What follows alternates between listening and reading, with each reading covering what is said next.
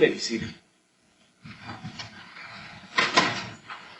Okay, we're back on the record in SA18CV00680, Zinter versus Salvaggio. Mr. Radner, we were just about to hear from you. Let me just for housekeeping purposes, I'll plan to give us a break for lunch. Why don't we do it at noon? We can come back at 1. And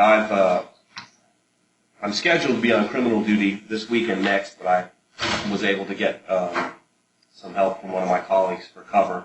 So I've blocked off today, hoping that we can get through everything we need to get through today. If we can't, we can continue later, but scheduling, I'll roll back onto criminal duty so this week and next I'll be on criminal duty, won't have an opportunity to have any kind of a lengthy hearing. The following week I'm traveling to D.C., but then after that we can sort something out. So just so everybody kind of knows where we are scheduling-wise, that's my availability. Roger, there is another agreement that we have. Okay. I know you love hearing all these agreements. Yeah. This is a minor one. Officer Farias, that's Farias, was feeling very ill, and Mr. Frigerio and I agreed that he could go home, even though I was planning on calling him as one of my first witnesses. So he's not going to be here today.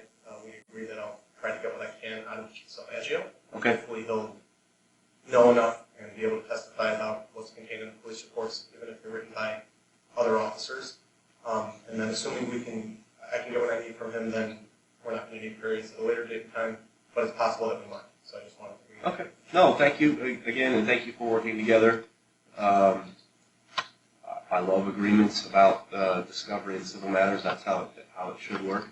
And so thanks for bringing that to my attention, and you can proceed. And then just another housekeeping matter, just make sure we're all on the same page. In this type of hearing, the rules of evidence are quite relaxed, and so that's sort of how I plan to proceed, where everybody's understands that as we're describing. One last housekeeping thing. Can I ask for a sequestration order for purposes of this hearing? What exactly are you wanting me to do? When I call up one witness, I'm going to start with Chief Salvaggio, then I'm going to move on to Detective Terry Brooks. It's entirely possible, and I'm going to be cautiously optimistic and say maybe even somewhat probable that that'll wrap it up, but it's possible that it won't. If I have to call somebody else, I don't want that person to have been sitting here watching the testimony the whole day. I'd rather them come in without knowing what the other witnesses testified to. So it would just be a sequestration order as to the witnesses for today's hearing. Well, in this particular case, we have most of the defendants. They're defendants in the case, so they're not subject to the rules. So the ones that are named defendants, I would request, obviously, have the right to remain in court. I agree. Okay. All right, if we have an agreement. But just for any non-parties. Okay, and we're in agreement with respect to that? Okay, all right, great. Well, we can proceed pursuant to that agreement.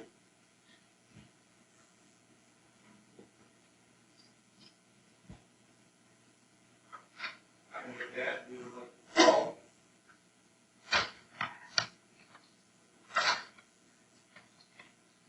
At that point, we'd like to call Chief Salvaggio.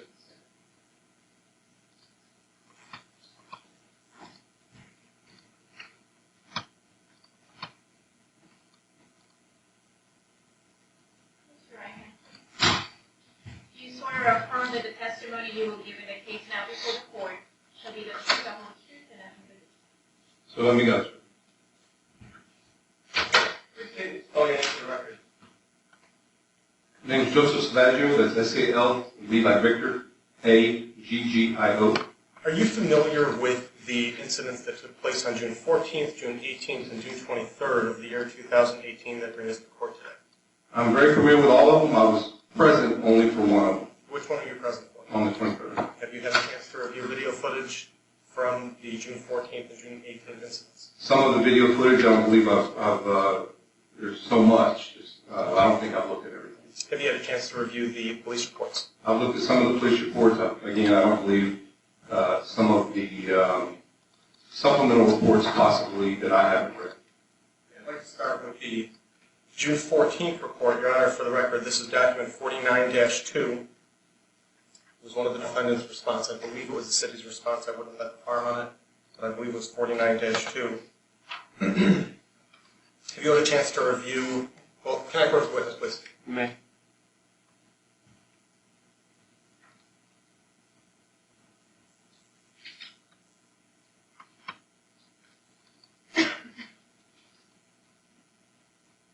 Can you please take a look at that and identify it for the record?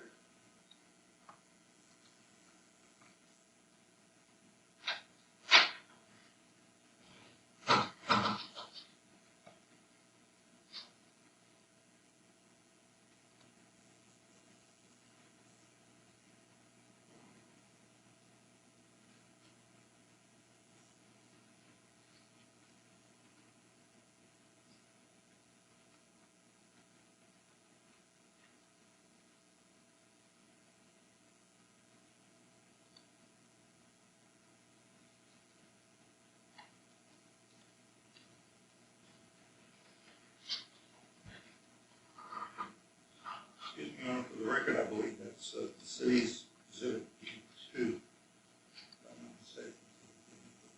Well, let's all get on the same page then. What are we looking at exactly? It's the June 14th report. It's document 49-2. But it's exhibit B2. We have listed. Yeah, it's rather than identify it by exhibit, because we're all going to have different exhibits at different depositions and hearings, I like to go with the ECF stamp because there's only going to be one. And the ECF number is 49-2. It's document number 49, page 2. And Your Honor, it wouldn't hurt to include the exhibit B2 because this is it's just a better identifier, and we know precisely what documents we're looking at. Okay, let me just make, I'm confused. So, I've got the CMECF open right in front of me for this case. I see document number 49, response to motion filed by the City of Leon Valley. And then it's got attachments, number 1, number 2, number 3, whatever. So which one, we're looking at one of those? We're looking at exhibit B here. Or number 2, exhibit B. Okay. And then within that exhibit B, there's a B2. Oh, okay. Let me see.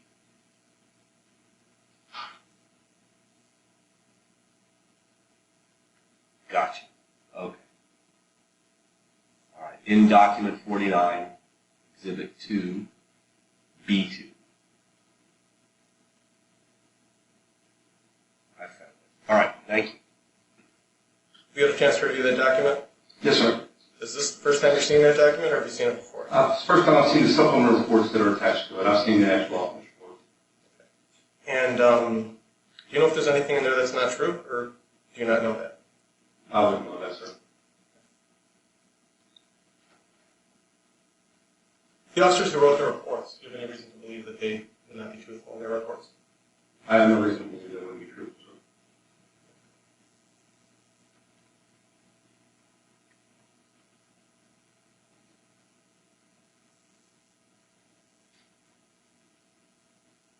Sorry, I gave my only copy, so I'm pulling up the other one over here.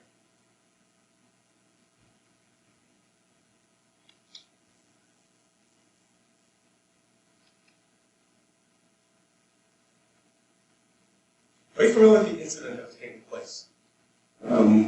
Just what I've seen on YouTube and what I've read in the report. The general allegations are that somebody was being arrested, somebody who's not a party to this action. Are you aware of that? He's not a part of the action, but he's definitely a part of the group. What do you mean by that? He's exactly why they're all down here. He called for the auditors to come down here and disrupt our police operations. He called for them, and that's why they came down? Absolutely. How do you know that? Because we have video of them doing just that. We have videos of your defendants doing just that. What I'm asking is, how do you know that the reason dozens of people were outside protesting you and your department is because that person, whose name is Bo, right, B-A-O? Bo? No, it was Jesus Padilla. Jesus Padilla. Okay, so Jesus Padilla was being arrested.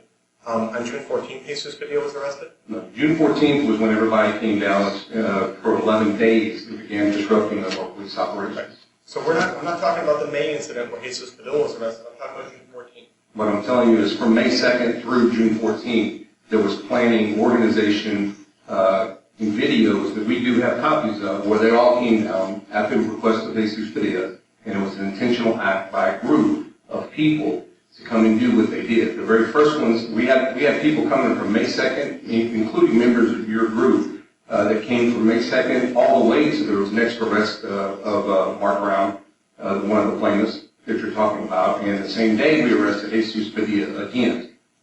In between there, many of your defendants came and continued to do audits and disrupt, but they were not arrested.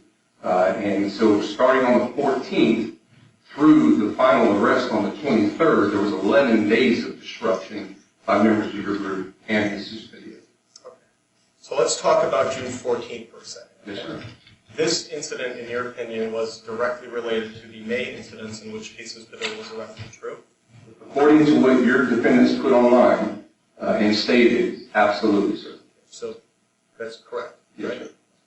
And in your opinion, did these people on June 14th have the right to be outside protesting or not? Everybody has a First Amendment right to protest, peacefully protest. They all have a right to commit crimes in the name of the First Amendment. Okay. And I'd like you to please tell me, by looking at the police report from June 14th, or if you know from your own knowledge, that's fine as well. Tell me which crimes were committed on June 14th which justify the two arrests that are referred to in the June 14th report. Jesus Padilla, who's been arrested previous to that, I think 2 times, and been warned, came back on the property with Mark Brown, walked up on the steps while he filmed Mark Brown coming in to disrupt municipal court operations after they'd already been notified of contempt of court would occur if they did it. They came back anyway, and he's our defendant, but your plaintiff refused to stop filming inside the building, so he was asked to leave the building, and then he was told where he can, very, very plainly, where he could film from, and instead he went and disrupted the arrest of Jesus Padilla. They came back on the property again illegally, and was arrested for criminal trespass. He did not resist, but your defendant began to interfere, violently interfered, and was arrested for that interference and resisting by the officers. Okay, so Jesus Padilla was being arrested, and Mark Brown was interfering in what way? Specifically. I'm going to give you some great specifics. Mark Brown was advised where he could film from. We have no problem with. Let me just interrupt. Who advised him? Our Sergeant Orioles. It's on video. You saw the video? Absolutely. Sergeant Orioles went over to him and said, "You can video over there." He told him you cannot video inside. You can video right here at this pole or across the street. He gave him direct orders. He immediately came right up behind him again, lording over. The gentleman's 6'8", probably about 250 pounds. He's a very huge man. Lording over him with his cameras right over his head as he walked back inside to get other officers to go arrest Jesus Padilla. So right off the bat, he began to interfere. When Sergeant Orioles came back out to make the arrest, instead of staying where he was told he could film from, he approached Sergeant Orioles from behind in a very aggressive manner, where they had to step in between him, stop him from doing that. He was told repeatedly, and it's on video, to get across the street. You cannot interfere with this investigation or this arrest at this point. And he was ordered 6 times by another officer that he needed to stop resisting, and then eventually he had to be taken down, which took 4 officers to take him to the ground due to his large physical stature. And this was all right on the heels of where the arrest is being made of Jesus Padilla. We're going to watch a video from June 14th. You referred to the video several times. This is a video which was just given to me today, Your Honor. I do plan on, we'll see if I can mark it as an exhibit. If I do, it can be a little bit tricky because large flash drive, lots of individual files, but I'll figure out a way to get it to you. For purposes of the record, it's a June 14th video, and the file name is 1176 at 2018 0614 1352260. Can I press it? You may.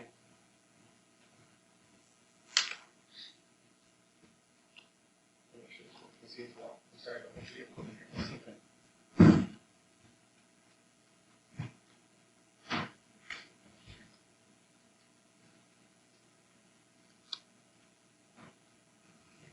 the record, Your Honor, I've not seen this video. Okay, and let's just hold on. Have you all seen it, Mr. We provide. Okay. Are you familiar with which video? You want to come around and take a look? You can. Just come where you can see. It's fine.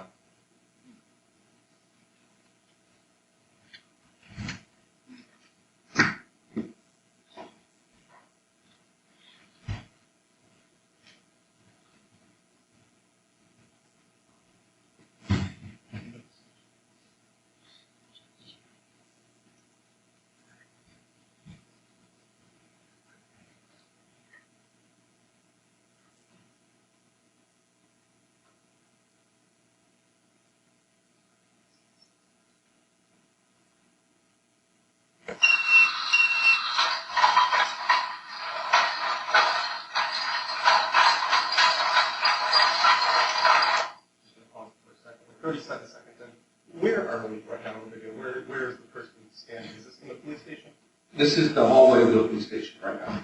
And more than likely, they were watching the arrest start, so the arrest has already been going on for some time. They're watching it live How are they watching? on YouTube.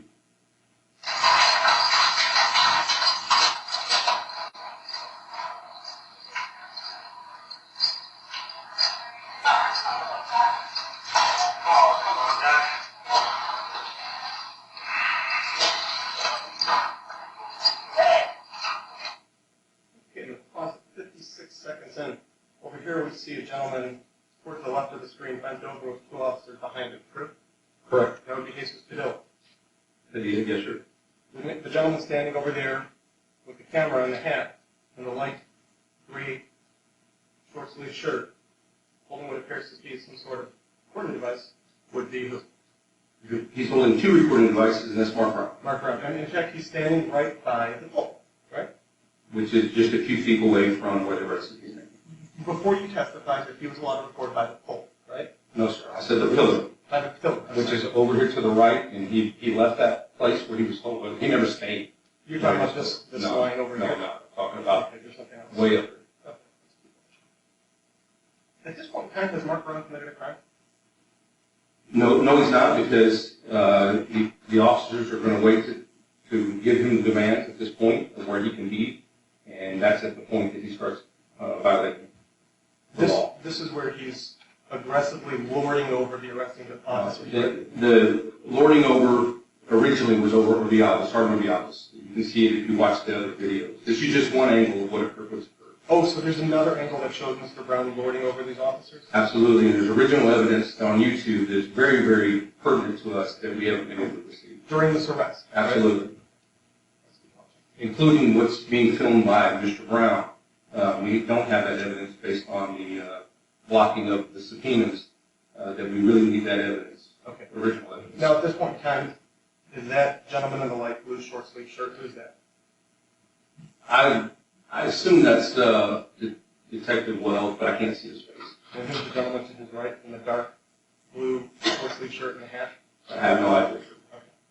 But this is where the officers are going to tell him, you're interfering, go record somewhere Now, else. he's already been told before not to interfere in where he can record. This will be the second time that he's told. But he's going to be told, go record somewhere else, right? I would assume, but we can play it and watch, but that's my understanding. Okay, so because he hasn't committed a crime yet, right?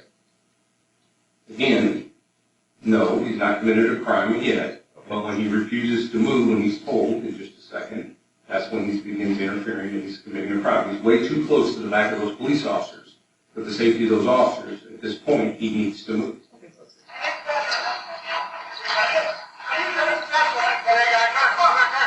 Now he's in the street, which is a dangerous situation. He's being told, move. He needs to move back. Okay, So he needs now to get across the street as quickly as possible, not continuing to have an argument with the officer at that point. Okay, so for the record, we're at 102 right now. And an officer, the gentleman in the royal blue short sleeve shirt, kind of heavy set, no hat, kind of was coming over to Mark Brown and telling him to leave, right? Telling him to go across the street. Right, and Mark Brown is now, at this point in time, we're only 6 seconds later. He's in the street, right? Told to go across the street. When Right. did we get in the street? Right. You can't get across the street without going in the street, right? Right? You don't have to stop either.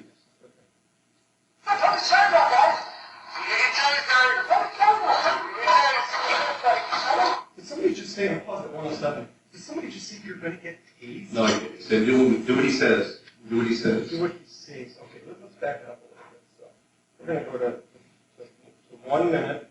We're paused at 1 minute now. Here we see Mr. Brown's hands are up, right? The hands are up. Not assaulting anybody, not threatening anybody. He's not assaulting anybody, but he's a very threatening person, and it's very threatening for all those officers to have that situation going on when an arrest is trying to be made. And during the very arrest- disruptive. And during the arrest, he was lording over those arresting officers, right? Go back to another video and another angle, and this is exactly why we need the original videos, Your Honor, because every angle shows a different thing.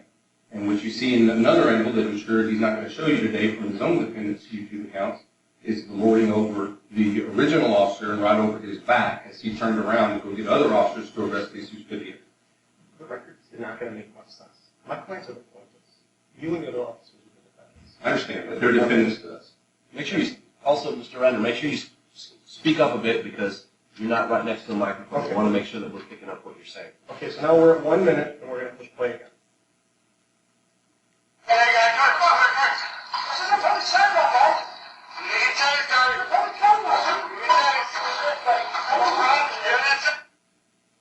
Do what he says. That's what he's saying. Not you're going to get tased. No, he said that next time. After the first time he said, do what he said, and then eventually he said you're going to get tased because he's not doing what he's been ordered to do. He's being ordered to go across the street and quit interfering.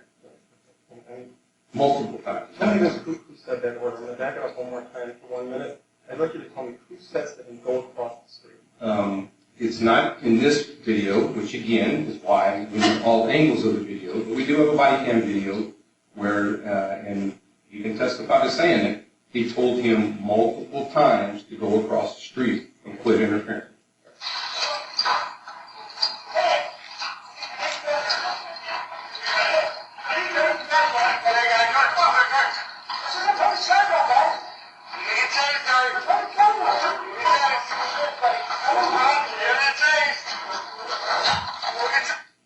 He's being arrested right now, right? Yes, sir. What's he being arrested for? What crime? He's interfering with the duties of a police officer. He's been told multiple times to go across the street. He's refusing to do that. He continues to stand there and debate the argument of whether or not he has the right to do what he's doing on what he calls the sidewalk. It's not about the sidewalk, Judge. It was not about his filming. It was about the close proximity to the officers and the attention he was taking away from all the officers, focusing on the arrest. Once he was in the street, he was no longer a threat to the officers. That's completely not true, sir. Even though he was no longer lording over them, which is shown on some other video that I don't have or I haven't seen, but he's lording over those officers, even though he's not doing that anymore. And now he's not only not even on the sidewalk, but he's in the street and backing up as the officers are walking towards him with his hands up. He's still presenting a threat to the officers, interfering with them, and therefore subject to arrest, correct? That's a completely false statement you just made, sir. His hands were not up. His hands were filming. He's got cameras in his hand. When he came into the courtroom, in the court area, he was doing the same thing. He does that because he's 6'8", and the officers cannot reach his hands and cannot reach the camera. So it was not that his hands were up. He was doing that to keep the officers from doing anything with his cameras. He was not backing up. He took a step back. There's only about a foot between where those flagpoles are and the curb. He stepped back with 1 foot onto the street and refused to continue on. That's why he was arrested, because he continued to interfere and take away from our officers' attention to arresting Jesus Video. Is Mr. Brown a part of this, I want to use your words, is Mr. Brown a member of the cabal, Salvaggio communicators who attempt to bring chaos and anarchy into the country? But say that again. Is Mr. Brown a member of the cabal, Salvaggio communicators who attempt to bring chaos and anarchy on governmental entities? Absolutely. And that's where he was arrested, right? No, it's not. He was arrested for interfering with injuries to police officer. But if he wouldn't have been a part of this cabal, would he have been given another warning or two, or would he have been arrested the same way? He was given several warnings, Judge. He was told multiple times what he couldn't do. There's other body cam footage that shows him arguing in the area where he was not supposed to be with cameras. He's notified multiple times inside before they got him outside. And then outside on camera, we have video of him being told exactly where he can stand. And he continued to disobey those officers and continued to interfere. Immediately, we don't care whether he films. We didn't arrest him for filming in there, and he received multiple warnings. It's not about the First Amendment, Judge. It's about him breaking the law. And I just got these videos this morning. I just kind of looked through them earlier, 10-minute break. I hope that your attorney will be able to play the video showing Mr. Brown lording over the officers, because it certainly wasn't, and you would agree that it was not in the video that I showed you, right? Right, absolutely. And also the 6 warnings that he got being told to go across the street while he was recording, that's going to be recorded on some other video, right? Absolutely. It happened, right? It sure happened. I think I've already answered your question. And do you know that it happened because you saw the videos? Or Absolutely. I've seen the video, sir. where did you see these videos? In my office? Live at the time you saw the videos? No, I didn't see it live. I wasn't present. No, sir. When? So at a later date, time you were able to watch the videos. Yes, sir. Where did you get those videos from? The videos that I have seen were either the body cam videos or one video that was uploaded on YouTube. I believe it was from Jesus Padilla, the original person that was arrested from this group. So you were able to watch it on YouTube because it was being streamed live on YouTube, right? I can't say it was streamed live, or sometimes they stream them live, sometimes they just record them and upload them later. I'm not sure which one it was. Okay, but the videos that you're talking about that show the criminal activity, you watched on YouTube. Actually, on this one, I have seen one on YouTube, but the first video I believe I saw was actually after we received the search warrant for the items in Jesus Padilla's devices after he was arrested, and I've watched those videos as well. Oh. I'll indicate for the record I have not received those videos. As far as I know. The videos that I have are body cam footage of the police officers. What are these videos? Sorry? It's a non-defendant that he's talking about, and I have not seen any requests from the attorney for videos that happened on May 2nd. None of that. I'm talking about June 14th. I'm not talking about May 2nd. You keep talking about May 2nd. I'm talking about June 14th. Yeah. Let me ask the question. You saw videos from June 14th that show Mr. Brown lording over the arresting officers, being told to go across the street, and being warned 6 times, right? You saw those videos. Yes. Okay, and you saw those videos in your office, right? Now, let me correct one. Wait, you saw those videos, yes or no? Yes. Okay, do you still have the items belonging to Mr. Brown, the items that were seized? We had the evidence that was seized in his arrest. Yes, sir. When you watched the videos, did you watch it on Mr. Brown's? No, absolutely not. We've not seen anything from any of your defendants. We've not received anything from the organization that's downloading them. We've not seen anything, and we've not received anything.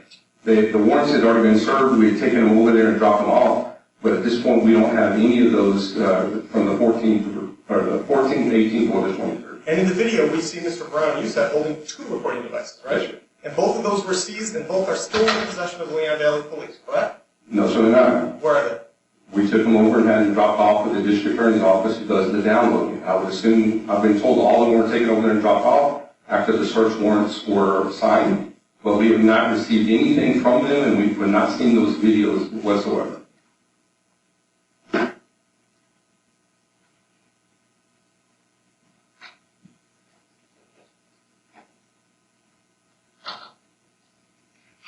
Are you sure there are warrants from the June 14th incident?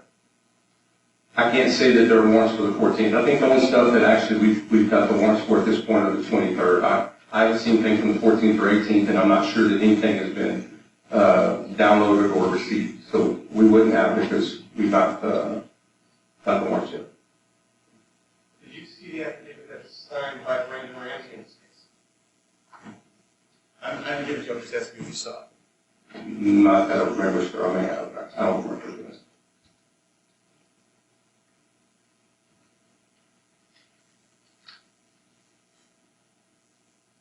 Your Honor, I just want you to take judicial notice of, I would ask the court to take judicial notice of document 30-2, page 2 of 2, page 1 of 2, and page 2 of 2. And this is a PCF 30-2.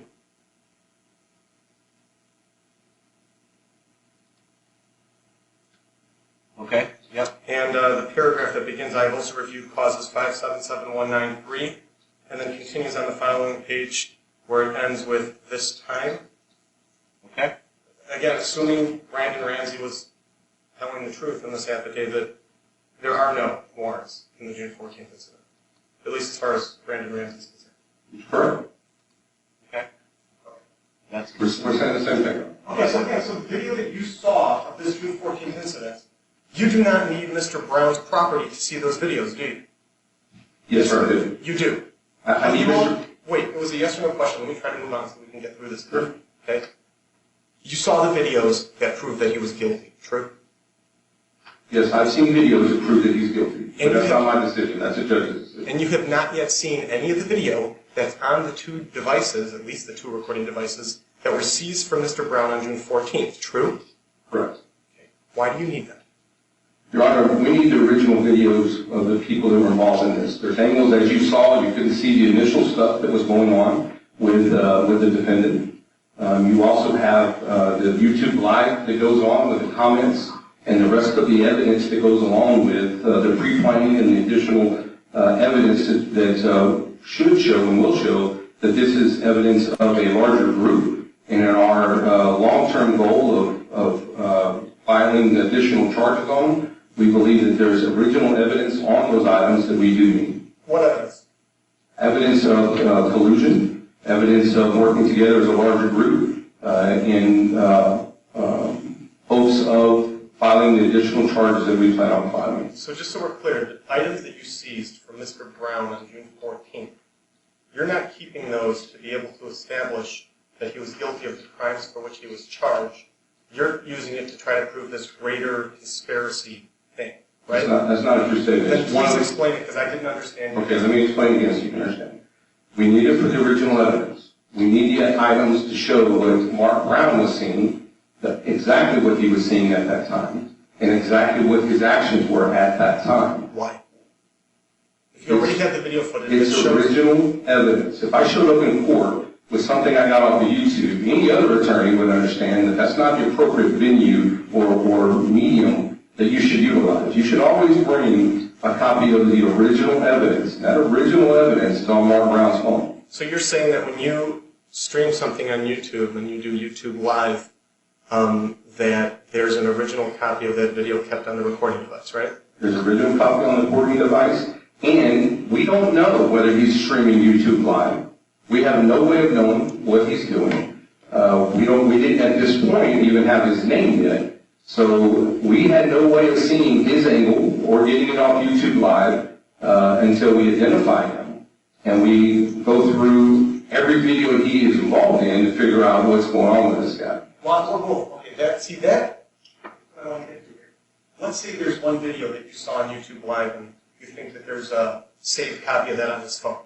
Oh, I'm sorry, man. You believe that there's a saved copy of his YouTube Live video on his phone based on your misunderstanding of how YouTube works. But what you just said is that there's other videos showing other things to show what's going on with Mr. Brown. That's what you really need to see, right? So your Can you characterization... answer the question first? I'm going to, you let me, sir. Okay. Your characterization of misunderstanding that I have is completely false. I don't have a misunderstanding of how YouTube works. What we have a misunderstanding, and you have a misunderstanding, and you continue to say, is that we can just get it off of YouTube. We don't even know if he was on YouTube Live at that time when the arrest is made. We have no way of knowing until after the fact whether or not the original evidence is there or if it is on YouTube Live. We have no way of knowing who he is until we put handcuffs on him. So we can't even chase his fake name of Too Tough Police Suck on YouTube until we know that his YouTube name is Tough Police Suck. So we don't know whether he's on YouTube. We can only assume that he is filming it and the original evidence is on that camera. Okay, let's try to split this up into two different things.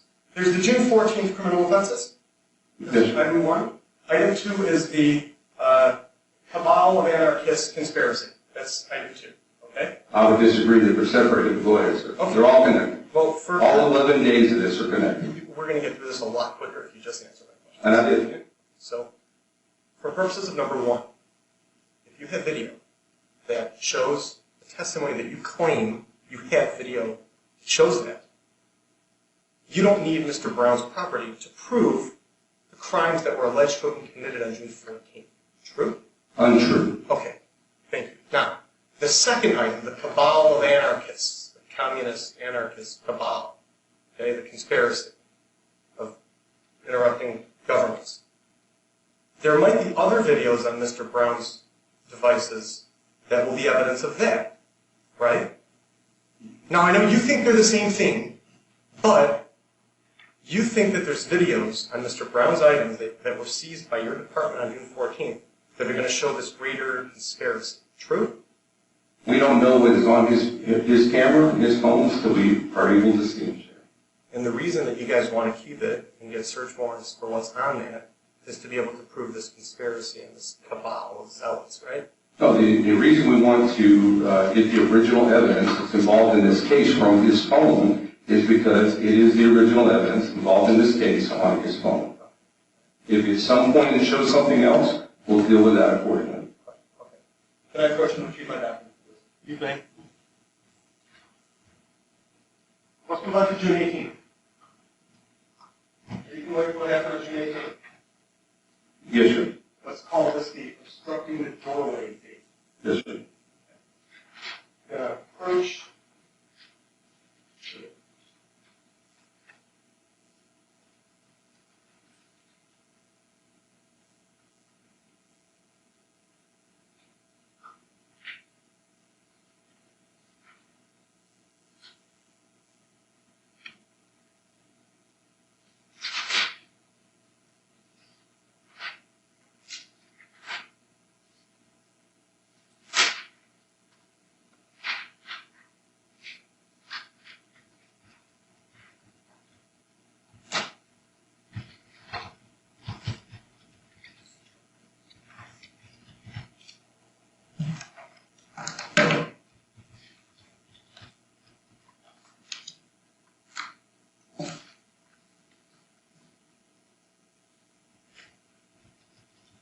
Right.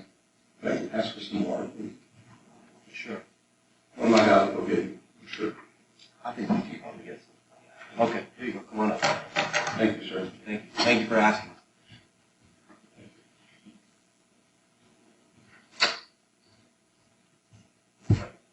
Gonna hand the witness what's previously been marked as document 49-3. Sorry, filed as document 49-3. The ECF stamp on the top says page 1 of 15. And I am giving the witness all the way through page 15 of 15. And again, it's 49-3. Okay, got it. Thank you. Now, just so that I'm sure that we're looking at the same thing, can you please turn to the page?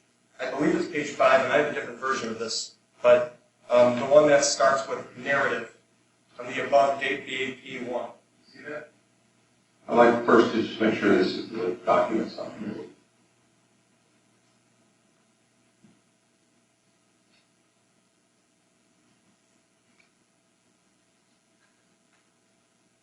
Yeah, and the document 49-3 that I have on page 9 of 15 is the first place I see narrative. On the above date, the AP1 and several other male agitators/activists. Is that are we in the same spot? Yes, and mine is, just so that the record's not unnecessarily messy, mine is 46-4, and it also starts page 5 of 13. I'm not sure why there's different versions of this, but I want to make sure that we're looking at the same thing. Okay. Okay, thank Mine starts on page 9 as well, sir. All right, thanks. you. Okay. And you see that, oh, sorry. Let me know when you're done. I've read the offense report, not had an opportunity to read the supplemental reports that are attached to it. Did you watch any video footage of this incident? After the fact, sir. And did you see the door being obstructed? Yes, sir, on video. And there was somebody who, on 2 different occasions, Lieutenant D. Anderson, 502, told the agitators, activists not to intentionally block the doorway, not block the passageway. Right? Is that true? I'm sorry, what was your question? On 2 different occasions, Lieutenant D. Anderson, 502, told the agitators/activists not to intentionally block the passageway into the building. Is that true? Yes, sir. And then AP1, who's AP1 by the way? I think it's David Daly. I don't think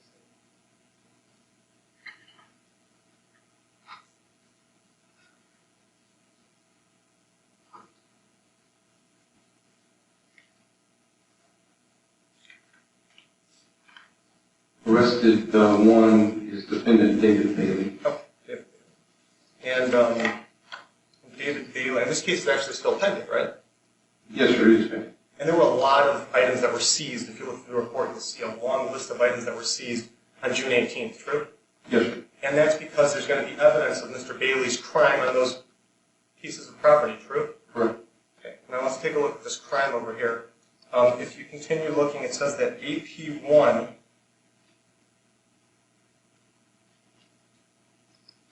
7 lines into the first paragraph of the narrative, the AP1 intentionally and knowingly positioned himself in front of and obstructed the entrance with his body to the extent that his obstruction physically prevented a member of the public from entering the building, in which he was identified as W3. You see that?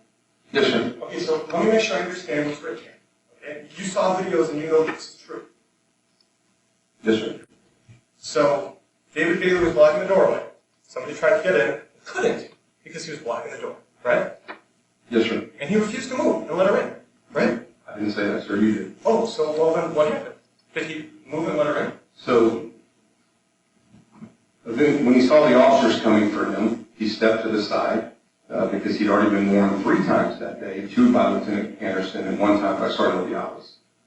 And he knew they were coming. Okay. Did he intentionally block her or not?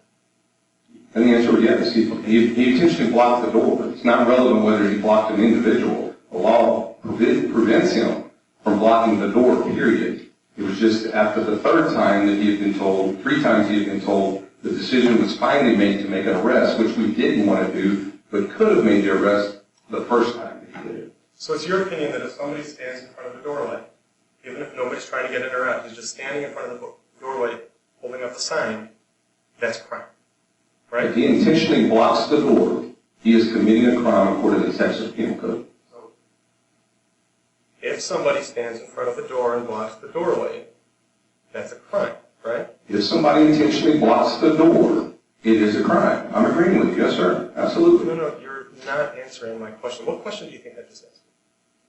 Whether or not somebody commits a crime if they intentionally block the door. Okay, so that's the misunderstanding. That's not what I asked. Okay. What I asked you is if somebody stands in front of the doorway, did he commit a crime, yes or no? If he's standing just in front of a doorway, no. No. What if he's holding a flag that typically law enforcement finds offensive? Then has he committed a crime? A flag that law enforcement finds offensive, I don't know. Let me ask you this. Mr. Bailey was holding a flag of some sort, right? He was holding a flag and a flag pole, which have blocked both doors. The police report indicates that he physically prevented a member of the public from entering the public building. Is that true, yes or no? The answer, yes, it is true. Your Honor, this video is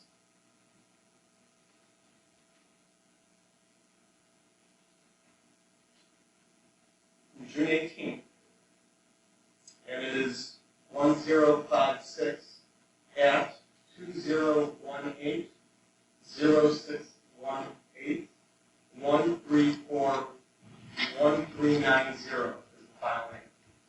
And can I first look at this? You may. You might want to call her. And I'm starting from 457 into the video.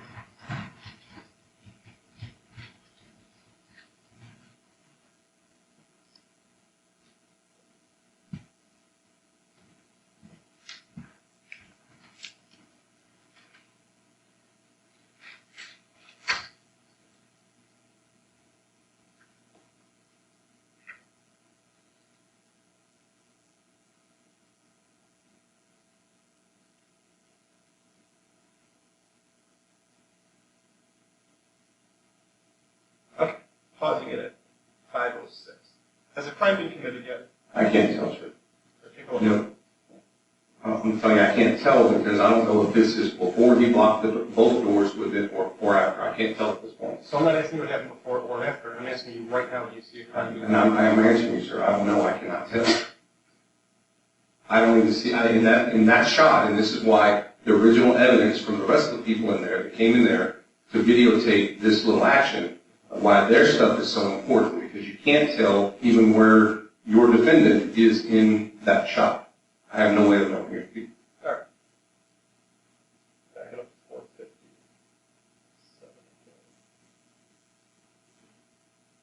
50.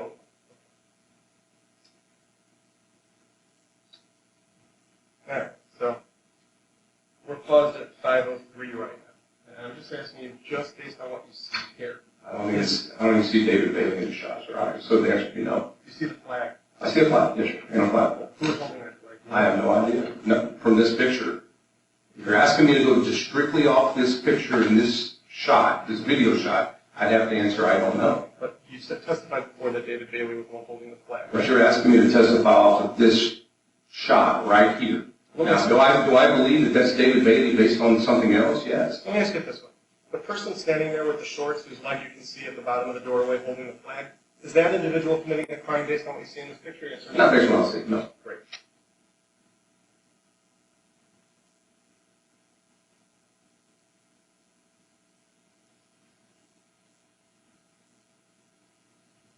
How about now at 5:13 when No, somebody's stepping on the flag? No, absolutely not. The Constitution protects it. You find that offensive? No, I don't find it offensive. Only flag I care about is the United States American flag, which I fought for. You know what flag that is, right? It's not a flag as far as I'm concerned. But yeah, I know what you're trying to get at. It's a blue line flag that we find offensive for somebody to desecrate. But Your Honor, that is completely misstated, completely. Okay, let's keep going.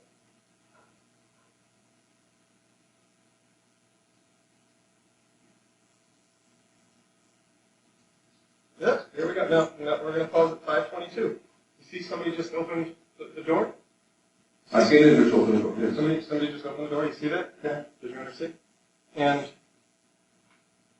you can see directly to her because nobody's in the way, right? Correct. Okay. Let's play it to the end just to make sure that somebody doesn't come now and interfere with her ability to get in the building.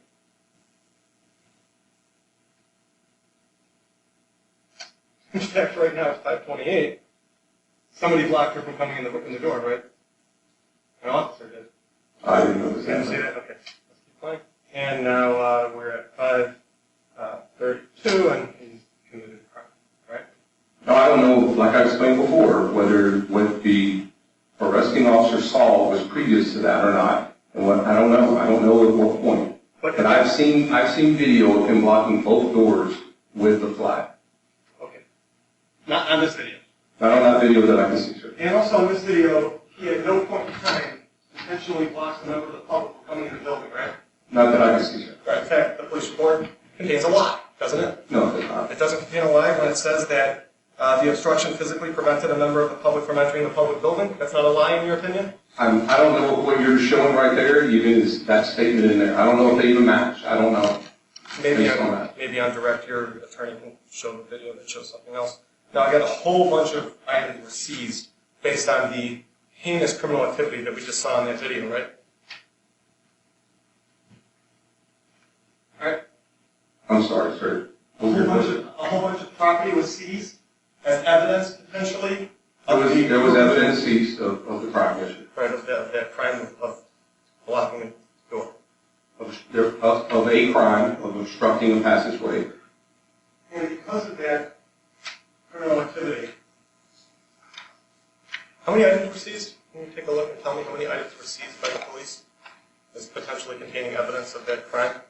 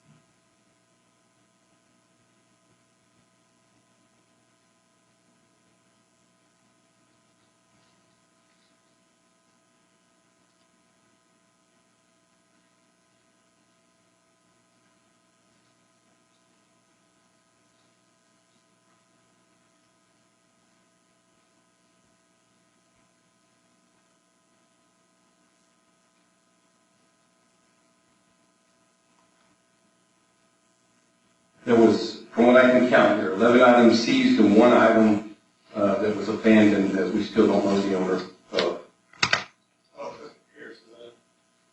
In fact, the report says that he refused to sign the property receipt, doesn't it? He refused to even identify the home. Right.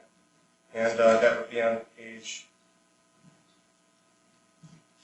we'll get to that soon, but that was Mr. Pierce's property. The property is, we don't know who the owner is. Right? Again, Mr. Pierce, if he's going to claim his property, he signed that property receipt, say it's his. It was dropped in the commotion, it was found on the floor, we needed him identified. We attempted to get him identified, Your Honor, and he refused to sign anything. We attempted on multiple occasions to get him to sign it, and he wouldn't sign saying it was his phone or identified as his phone. He probably just asked for his property back. He said, give me my property when you leave, right? That's not what he said. That's not what he said? He didn't ask for his property back? He didn't ask me for his property back, I can tell you that. In fact, no, not anything I've seen. So 11 items were seized as potentially containing evidence of the criminal activity that is not depicted on this video, but depicted on another video you saw, right? Well, let me actually go back. If you're asking me if he blocked a doorway and a passageway, he blocked a passageway. So there is an offense already. If you're asking me if that's the same lady that was involved, I don't know. Those 11 items that were seized, has your office or anybody working with your office, any law enforcement, submitted any affidavits or requests or warrants to see the evidence that may be contained on those 11 items? Not that I know of, sir. And the reason that they were seized has nothing to do with the fact that they were protesters, right? That's not why it was seized. This was not a protest in a foyer between 2 small doors. That's not a protest, sir. They came in, they specifically left together, concocted a plan. We noticed that part's on video. They told everybody to shut the video down, went and burned the flag, which who cares, came back with the flag and walked up and down the street. We're not getting any reaction for us for some time. So they sent a couple of people, I can't remember if it was 3 or 4, into the very small foyer and waited until he came in with the flag. So there's some collaboration going on. There's some additional crimes that if we can show that collaboration, which we believe we can with the videos, that will be filed on everybody that was in that foyer. Tell me what crimes, what additional crimes? The state law and Texas Penal Code of riot, not in the... Did you say, I'm sorry. Yeah, riot. Riot? Yes. This was a riot. Let me finish.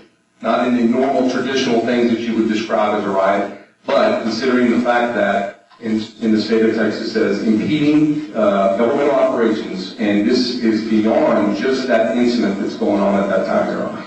There are hundreds and hundreds of phone calls coming in, emails, there were complete disruption of our operation that day. The death threats that were coming in, all of those things are occurring, including death threats that are coming in from people that are saying they're there, present, and are going to kill us.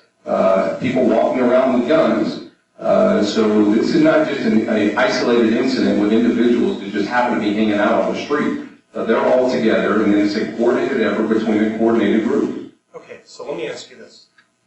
Were these 11 items seized because they potentially have evidence of Mr. Bailey's crime of blocking a doorway, or because it might have evidence of the other things that you just described? It's got evidence of both, sir. When we got the search warrant at the time, we got the search warrant, or if we get a search warrant, we'll get specific search warrants based on the thoughts of which crime were being committed at that time.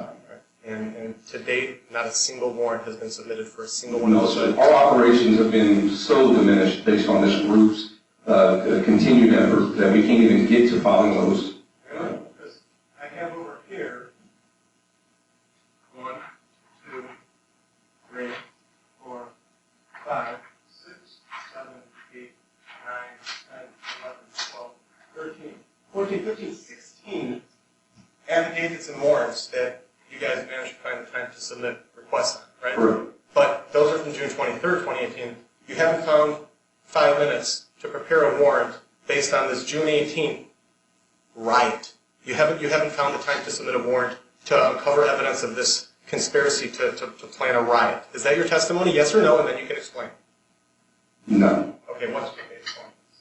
So these are happening back to back. Discussion with the district attorney's office. We decided that we were going to focus on the 23rd because it was the most egregious with the most death threats, and the specific discussion with the FBI was that we would focus on those, get those arrest warrants, get arrests taken care of, and then we would go back to the other most important ones, arrest cases, and continue on from that point.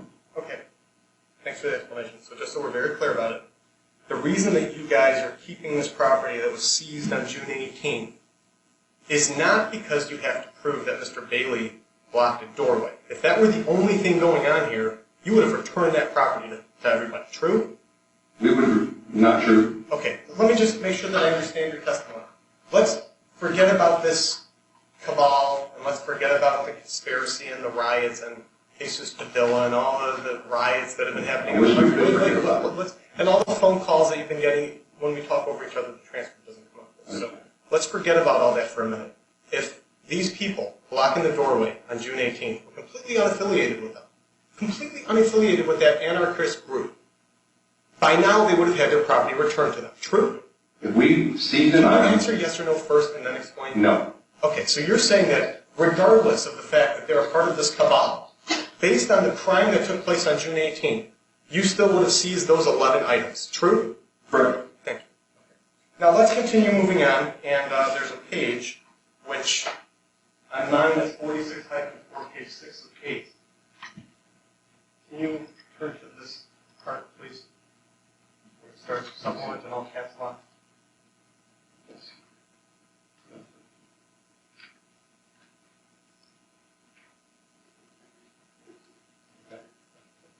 Okay, 46-4.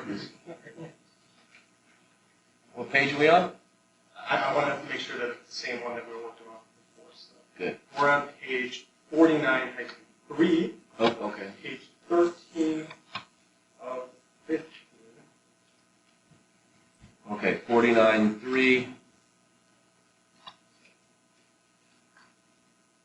Incident report.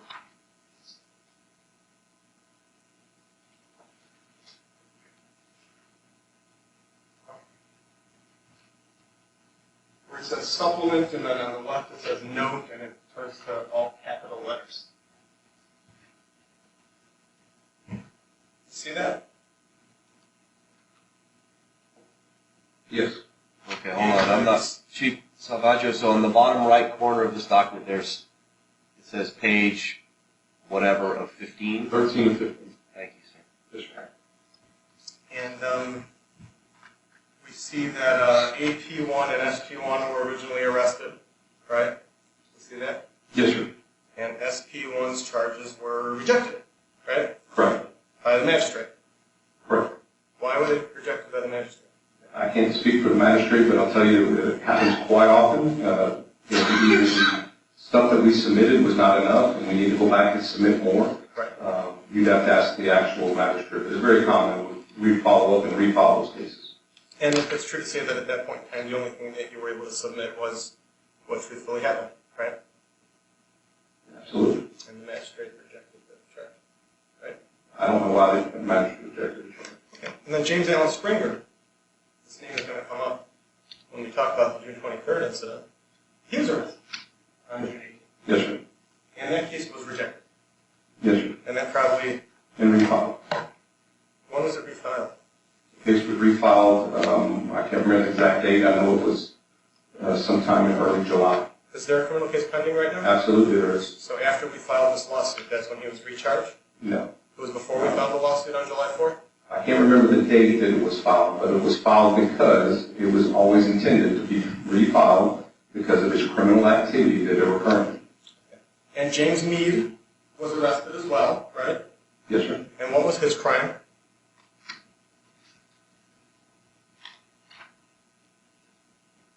I'll read it from your report, failure from your officer's report. Failure to ID as a witness. You see that?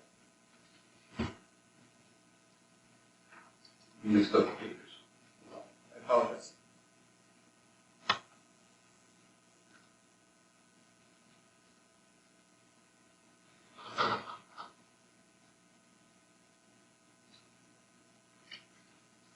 Just a heads up here, we've got about 15 minutes until we're going to take a break. So.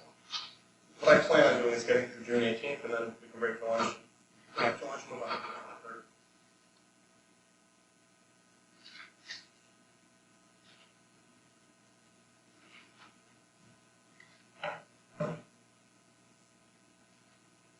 I think this is on page 13 of 15, under suspects. Kind of in the middle, bottom part, bottom third. Correct. Okay. And James Meade was detained for failure to ID as a witness, right? Correct. And then his property was seized, right? Correct. And why was his property seized? Because what? He's, for one, he's already suspects in other crimes. The property was received as evidence of the group's activity, the disruption, and the actual arrest that was made at that point. James Meade is a suspect in other crimes. What other crimes? If he was there as part of that, in that hallway, in that foyer, and I'd have to look at the report or whatever, then yes, he has additional charges. If he wasn't in there in that lobbyway, then he's not. So there's just so many, and I wasn't there. I don't know who this James Meade is. But he was detained for failure to ID as a witness. You see that? They did detain him, so they could ID him. For failure to ID as a witness, that's why he was detained. Yes, sir, I understand you. Are you aware that it's not illegal in Texas to fail to ID as a witness, or do you not know that? No, I'm not aware of that. That's not the practice that we've always done, nor is it what the district attorney advised us before any of these arrests were made. The Leon Valley Police has a practice to detain people who fail to identify as a witness to a crime? If they're an important part of this, and I'll tell you, Your Honor, I've never seen any witness that refused to identify a crime. We've had a few that, when my 28 plus years with San Antonio Police Department, that did, but they always initially or eventually identified. So yes, they would be detained regardless. Probably because you threatened to arrest them for failure to ID as a witness, right? I can't tell you what they were thinking. Right. But we definitely would detain them. Threatening to arrest somebody is a good way to get them to do something, right? I've never tried that, but sure. Right. So in Texas, there's two types of failure to identify that's considered criminal. One is if you're being arrested Correct. and you don't give your name. So if you're under arrest for doing something, and the officer says, "What's your name?" and you refuse to identify yourself, that's a crime. True. That's true. Another way to commit this offense is if you're a witness to a crime and an officer comes over to you and says, "What's your name?" and you lie. Right? That's the other way to commit this crime, right? But then, as far as I know, Yes or no? Please. No. Okay. So it's your understanding that if you see somebody be a witness to a crime, you're allowed to go over to that person under Texas law and say, "Sir, what's your name?" And if they refuse to answer, you're allowed to arrest them for this crime of failure to identify. True? that's not what I'm saying. Please explain it. So what I'm saying is these people are not just witnesses, they're parties to the offense. We have death threats going on, we have all these issues going on, and we need to identify who these people are that are specifically involved in that area where the crime has been committed. So they're suspects. There eventually are, yes, absolutely. Not eventually. When James Meade was detained, was he detained in handcuffs, by the way? I couldn't tell you, sir. Why don't you look at the report or whatever? Tell me. I'm looking at the report that talks about James Meade. Okay, fine. So and he was it doesn't detained. say Chief, what's the heading there? It says SP suspect. SP2, he's a suspect. So when he was detained, he was being detained as a suspect, not as a witness. Is that your testimony? Well, in looking at this right here, it says that he was reportedly videotaped above arrest and detained for failure to identify as a witness, subsequently released after providing identification. Right. He was detained, yes, sir. So I can read that also. I'm asking you why he was detained. Was he detained because he's a part of this cabal, or because he was a witness who refused to identify himself? Which one? First of all, Can you answer the question first? sure, well, I need some clarification from you. Ask me what. So first of all, I'm not really smart enough to understand what a cabal is, so could you help me out with that term? Well, your attorney can clear that up. It was in his briefing. It's a group of zealot anarchists. Oh yeah, and it's a cabal. The individual here that was in there was part of that group, but there was another 15 or 20 that we never ever attempted to take their phone because they were not involved in the criminal activity that these were involved in. What criminal activity? In the blocking of the passageway, an intentional act that was going on at that time after they had been warned a total of 4 times about blocking the passageway of the door and of the street. They continued to block. So only David Bailey has that charge pending. James Mead was never charged with blocking the doorway, was he? Yes or no? Not yet. Not yet? And you're smiling. Is he going to be charged soon?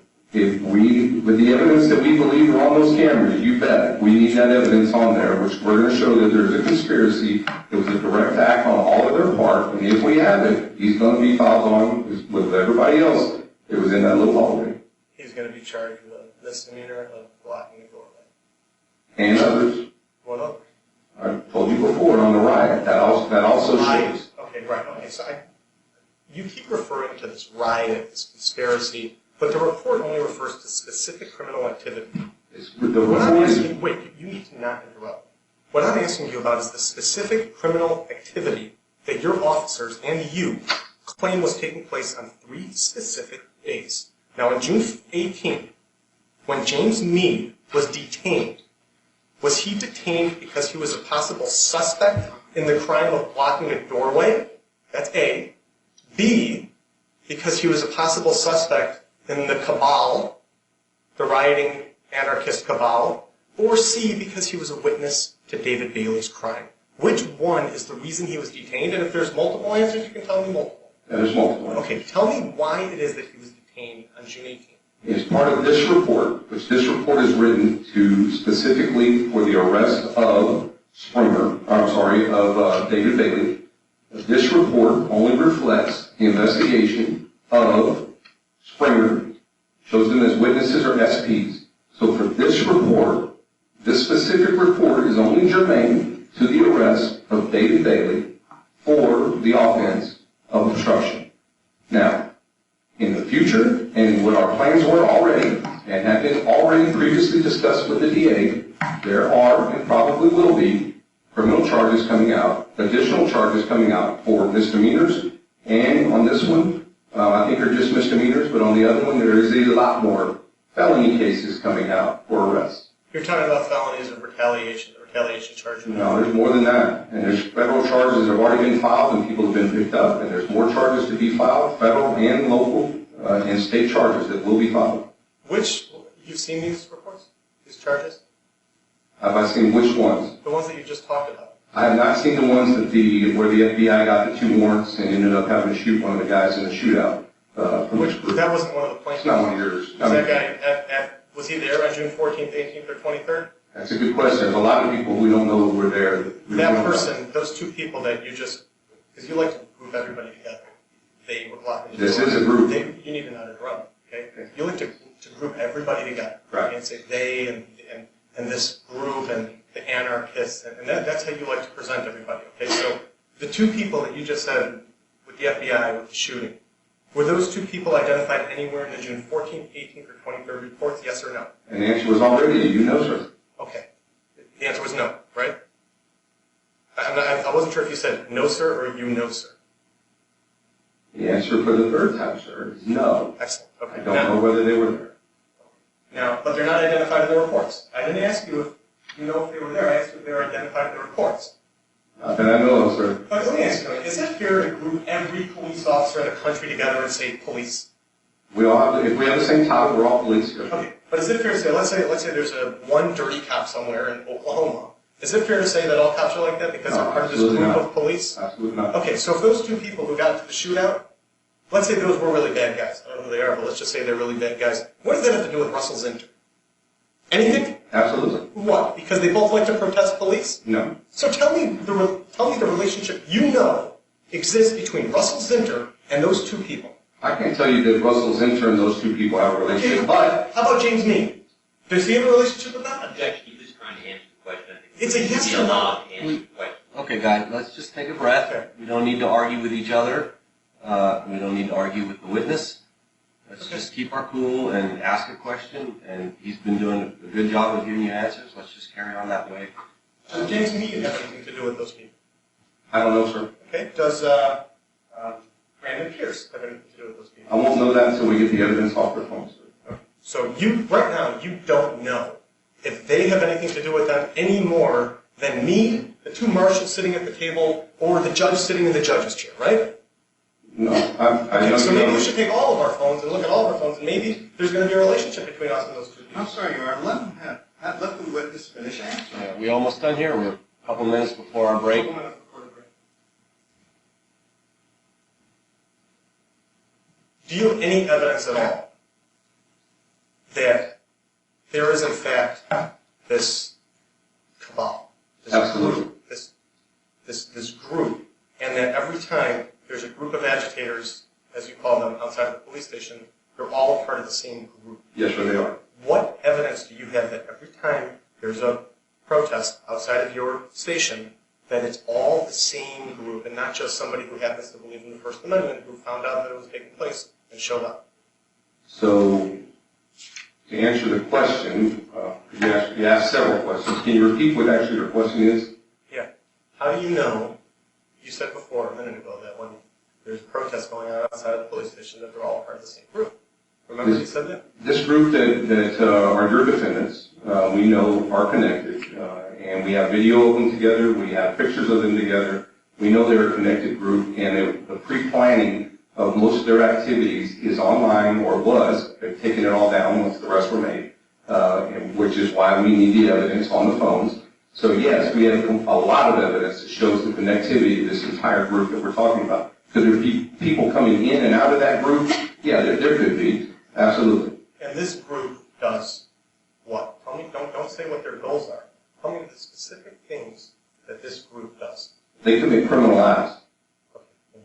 Again, we'll try to be a little bit specific. They protest police, They do protest police. They protest in front of your station. They certainly do. People who you don't know if they're related or not have called. You said you've received hundreds of calls, right? No, sir. We received thousands Okay, of calls thousands and of calls. hundreds of death threats. How many of those death threats came from the 11 plaintiffs that are listed in this case? I would love to know that answer, but I won't know it till I get their phones, Your Honor. Well, doesn't the police station have phone records of who's calling you? The police station has phone records, but most of the time they go as private, or they have the ability to spoof the numbers with an app, which will come out as a different number, and the only way to know whether those people sitting over there are the people making the death threats is to get in their phones and get the YouTube accounts and see if they're the ones that were out there actively threatening us, and some of them with guns. So then, if I understand what you're saying correctly, you need all the items that were seized on the 14th, the 18th, and the 23rd to be able to get in there and see if they participated in these threats and these riots, right? At this point, on the ones that we've submitted so far, it's specifically, we've got those evidence, and we specifically submitted it for the evidence based on the crimes that were going on, the threats and all that. When we finally are able to actually file for the rest of the phones, we'll make a determination on what crimes we're looking at on those phones at that time, based on all the evidence, and that's what we'll ask the judge to sign. Okay, so you right now have, just take an example, you have James Mead's phone, correct?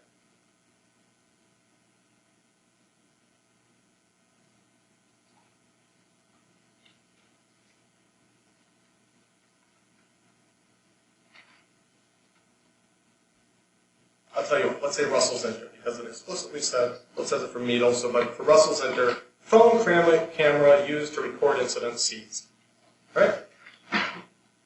Which page are you on, sir, my note? The same page that we were on before when we were reading about James Mead. Which was page what?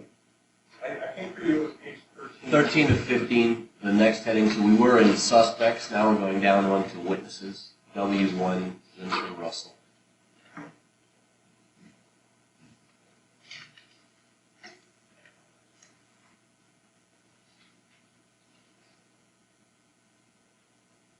See Russell Center? W1. Yes, sir. Phone camera used to record incidents seized. Right? Yes, sir.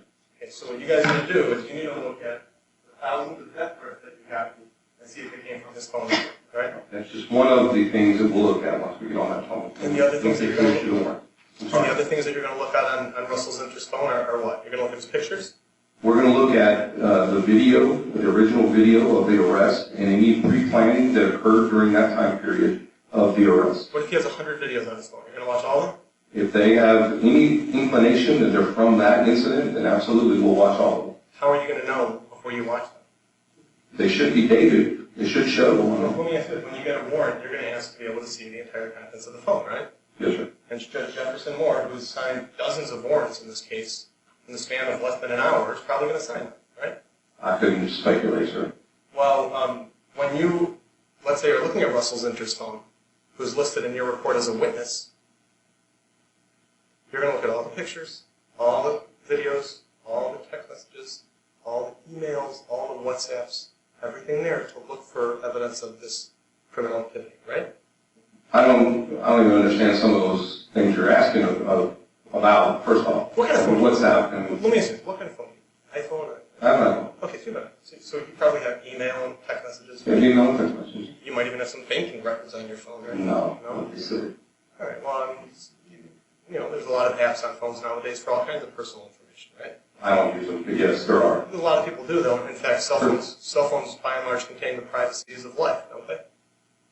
Can you describe what you mean by privacy of life? You know, just in general, the general idea that they contain all kinds of private things in your Yes, life. sir. Okay, and if you're going to gain access to Russell Zinter's phone that's listed in your report as a witness, based on the fact that you believe that he's a part of this cabal, you're therefore going to gain access to every text message, every email, every phone call, every incoming and outgoing call, every voicemail that's still on the phone.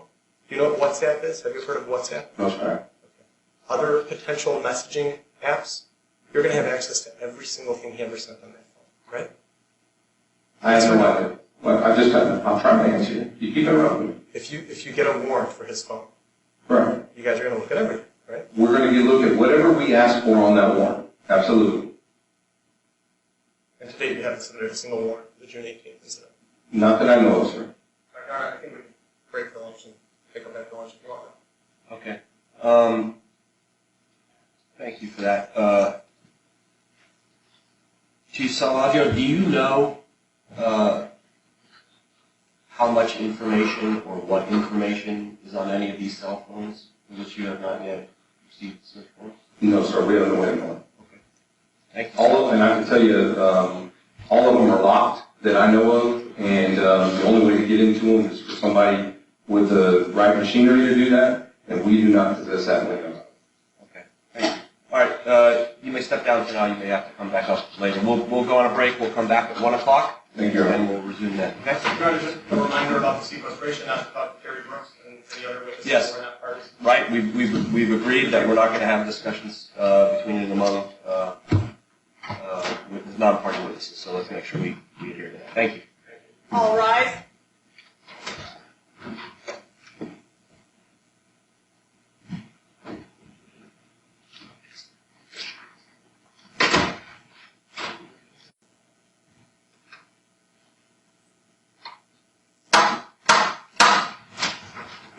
All rise.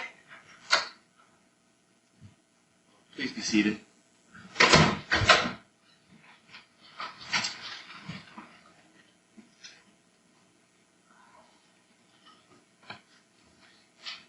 Okay, we're back on the record again after our lunch break in SA18CB00680-FB Zinter versus Salvaggio. Mr. Radner, would you like to continue? Yes, thank you. I'd like to tie up some loose ends before we move on to the June 23rd incident. First things first, you testified earlier that you watched some videos of some of the events that we talked about earlier today. I just want to clarify that was not police body cam video, right? No, a lot of it was police body cam. But you also saw video that was not police body cam video. Correct.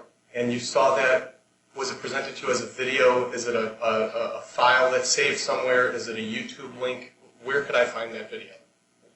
Depends on what video you're talking about, sir. There's numerous videos. One of the things that we have to do if we really want to save those videos is to download them as quick as possible. A lot of times we didn't have time to do that, and we lost them because they have the ability to take them down, delete them, so that we have no way of seeing them. So I don't know which video has been deleted already, which is truly why we need into those accounts so that we have all the documents so we can review all of them from all angles. So if I understand it, what you need from YouTube are videos. Yeah, no, that's one of the things. Yes, sir. Okay. Absolutely. Right, I know. You also need every email that was ever written, but That's not what we said. That's what you said. That's not in the he asked me what I said. I've never said I need every email that they've ever written. I've never said that. Are you familiar with the warrants and the affidavits that Terry Brooks was responsible for? Yes, sir, I am.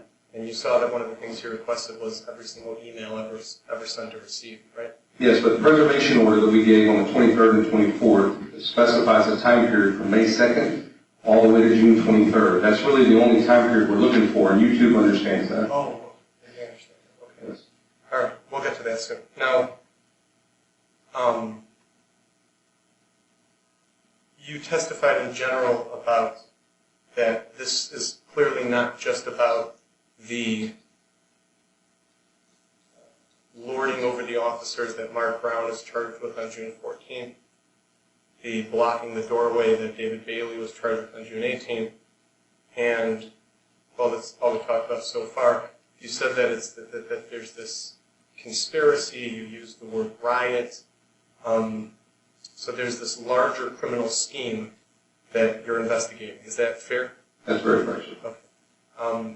Now, this larger conspiracy that you're investigating, it's a conspiracy to do what? To do what specific crime?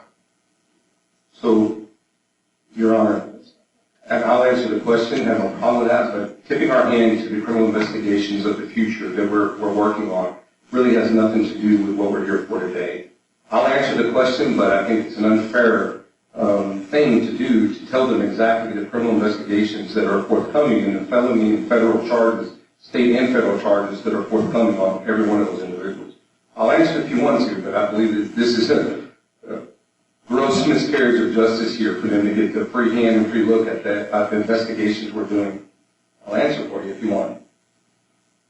Yeah, I'd like an answer. Okay. Organized crime absolutely is being considered. We talked about it a month and a half prior to the actual arrest with the DA's office, the AUSA, and the FBI. And we also are looking at, on the 18th, we're looking at the violation of riot as well. With that group who were there, it also shows as part of the evidence that they were also involved in organized crime, and they will be brought into the organized crime statute as well. Is this a Texas organized crime statute or a federal? State and federal. So, but you guys are investigating the state. We're turning over evidence on a daily basis to the federal government. Some charges have already been filed. There'll be a lot more coming, sir. Charges have been filed against my 11 plaintiffs? I don't know what the AUSA and the FBI have taken forward against who. I don't know. As we get something, we turn it over to them. They are taking it from there, and we're not really privy to the investigation and where they're at with anything. So you don't know if people have been charged? No, I know that 2 people have been charged. I was contacted about one of them that had the death threats on me last week. The Joint Terrorism Task Force contacted me, and they've tracked him to Arkansas, and actually you've been looking Kansas, Arkansas, was involved in a shooting with him where he fired on the FBI agents, and they shot him several times.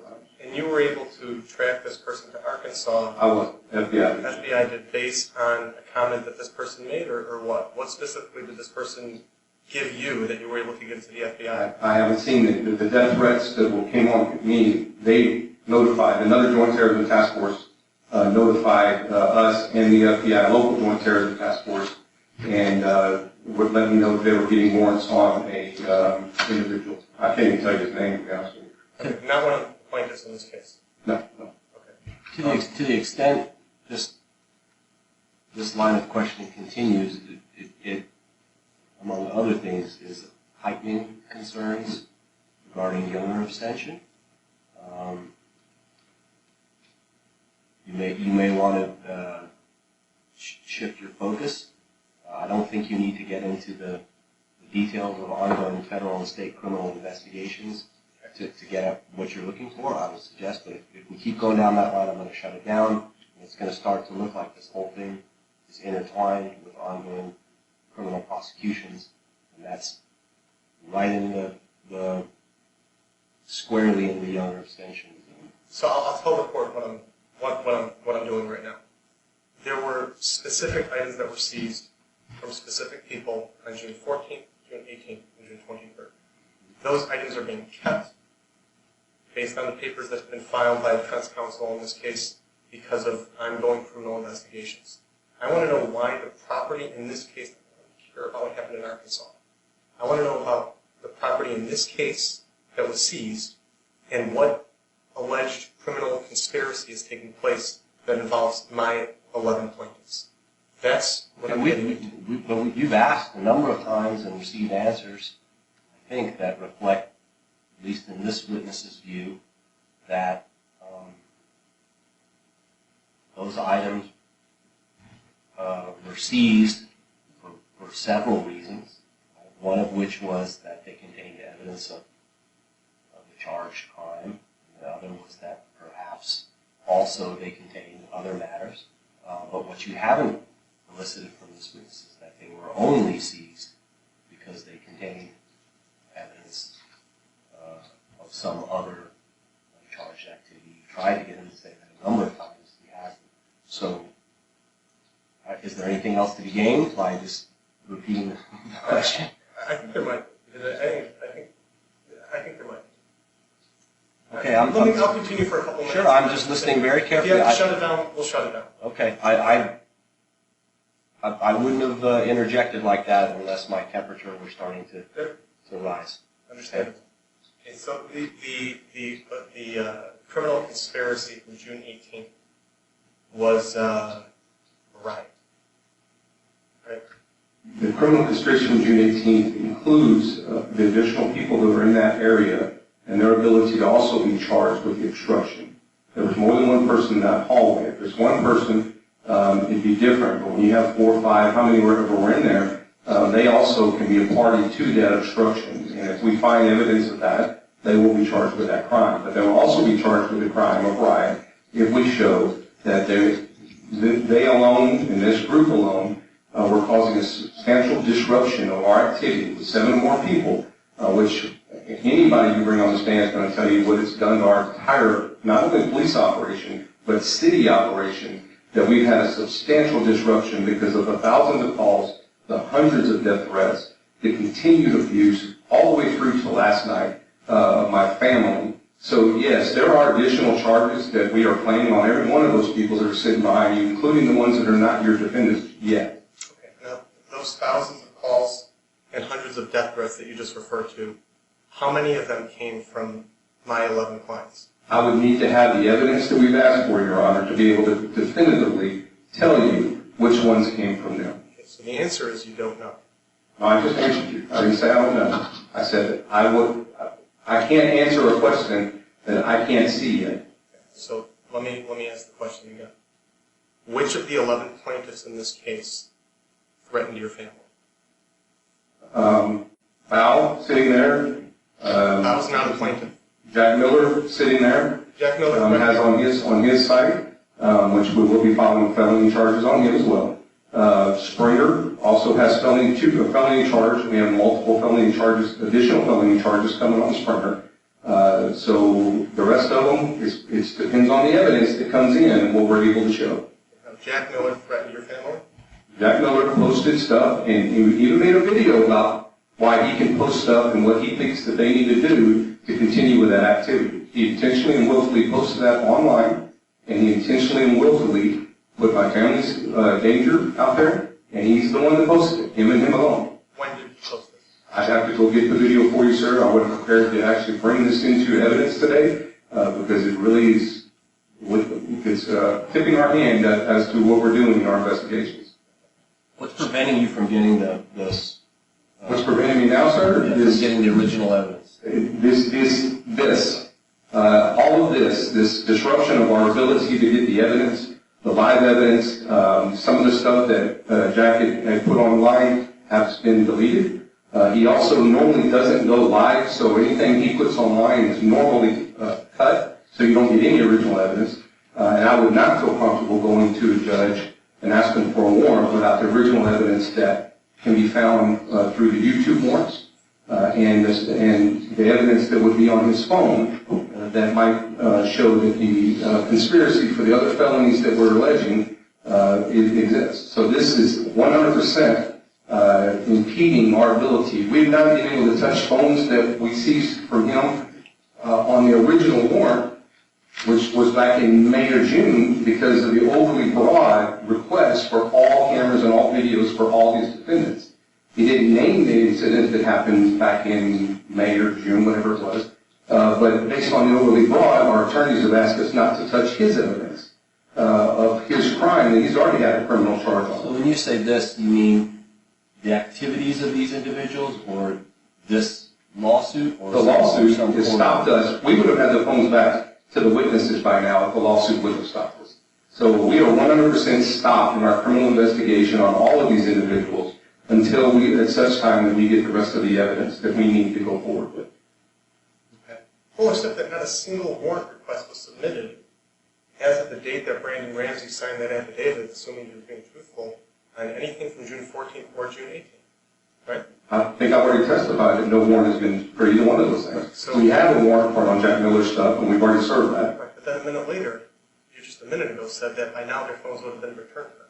You had those phones for over a month, maybe more like 2 months, without submitting a single warrant request on any phone that was seized on June 14th or June 18th. How do you reconcile those two statements? I'll reconcile it by saying, sir, you filed your motion 2 weeks after we were filing the criminal charges that we had at hand, the arrest charges, and if you know anything about our state law here, you have to get the arrest charges out. You filed this on July 3rd when you filed your paperwork, and from that point on, which is only 2 weeks previous from the incident, the first or the second incident, 1 week from the other incident, we have not been able to request any warrant, nor have we requested to see any of the evidence or gone through any of the evidence that we have in hand. So yes, we filed a whole bunch for the 23rd, and that was a planned effort between us and the DA's office on which evidence they wanted to see first. And we are going down that road, and we will file as long as we get the evidence, or the evidence, the court order gets lifted and allows us to file for more warrants on the individuals on the 18th and the 23rd. Which court order is that? This right here, the temporary, the TRO that was first filed, and then the subsequent extension of the TRO, and then once that died, the TRO died, we knew already, it was notified to my attorney, and my attorney asked us, do not take any action, don't touch anything, we don't want to look at anything in case the judge feels like it's inappropriate, we don't want to do anything until this TRO, or the impending temporary injunction is filed. We don't want you to touch anything. And we have been stopped from June 3rd till now from any further investigation on these individuals. Your testimony is that no warrants were submitted after July 3rd? No. You just said? The warrants as far as I know, the warrants weren't submitted. The evidence wasn't touched. No, I'm sorry, you're right. It's not after July 3rd. It's once the TRO was signed. From that point on, I can't remember the exact date. So we did submit the warrants for the 23rd, but we have not submitted the rest of the warrants. So you're correct. So that's why when I'm getting in here, that before you said that no warrants were requested once we filed this case on July 3rd, and that's been impeding your ability to do law enforcement work. Right. But that's not the case, right? Because there was no TRO on July 3rd. Do you know when the TRO was entered? Actually, no, because we never got served notice of it. We didn't have any idea of the actual TRO. Do you know what month it was entered? As far as I knew, it was July 3rd. The TRO. Oh, the TRO, or are you talking about y'all's lawsuit? No, not the lawsuit. Okay, I'm sorry. As far as I know, the lawsuit was filed on the 3rd, and the TRO was filed sometime later, whatever that point is. We have not gotten search warrants after that period. We've been focusing on the case on the 23rd, and would have by now backed into the 18th and backed into the 14th if we were not being impeded. Right. Now, the TRO was entered on August 20th. So you're saying that as of August 20th, your ability to conduct this investigation has been impeded? Absolutely. Okay. From June 14th, when Mark Brown's property was seized, and June 18th, when other people's property was seized, nothing prevented you from submitting a warrant to be able to search that property all the way up until August 20th. That's not true. Not true. What was stopping you from submitting a warrant between June 14th and August 20th when the TRO was entered. It was the constant and daily bombardment from the group for 11 days, all the way through to the 23rd, and the continuing constant bombardment with open records requests, with the arrests that we have. We have a very small department, and this is why this group picks on small departments. We have a very small department and only have a few detectives.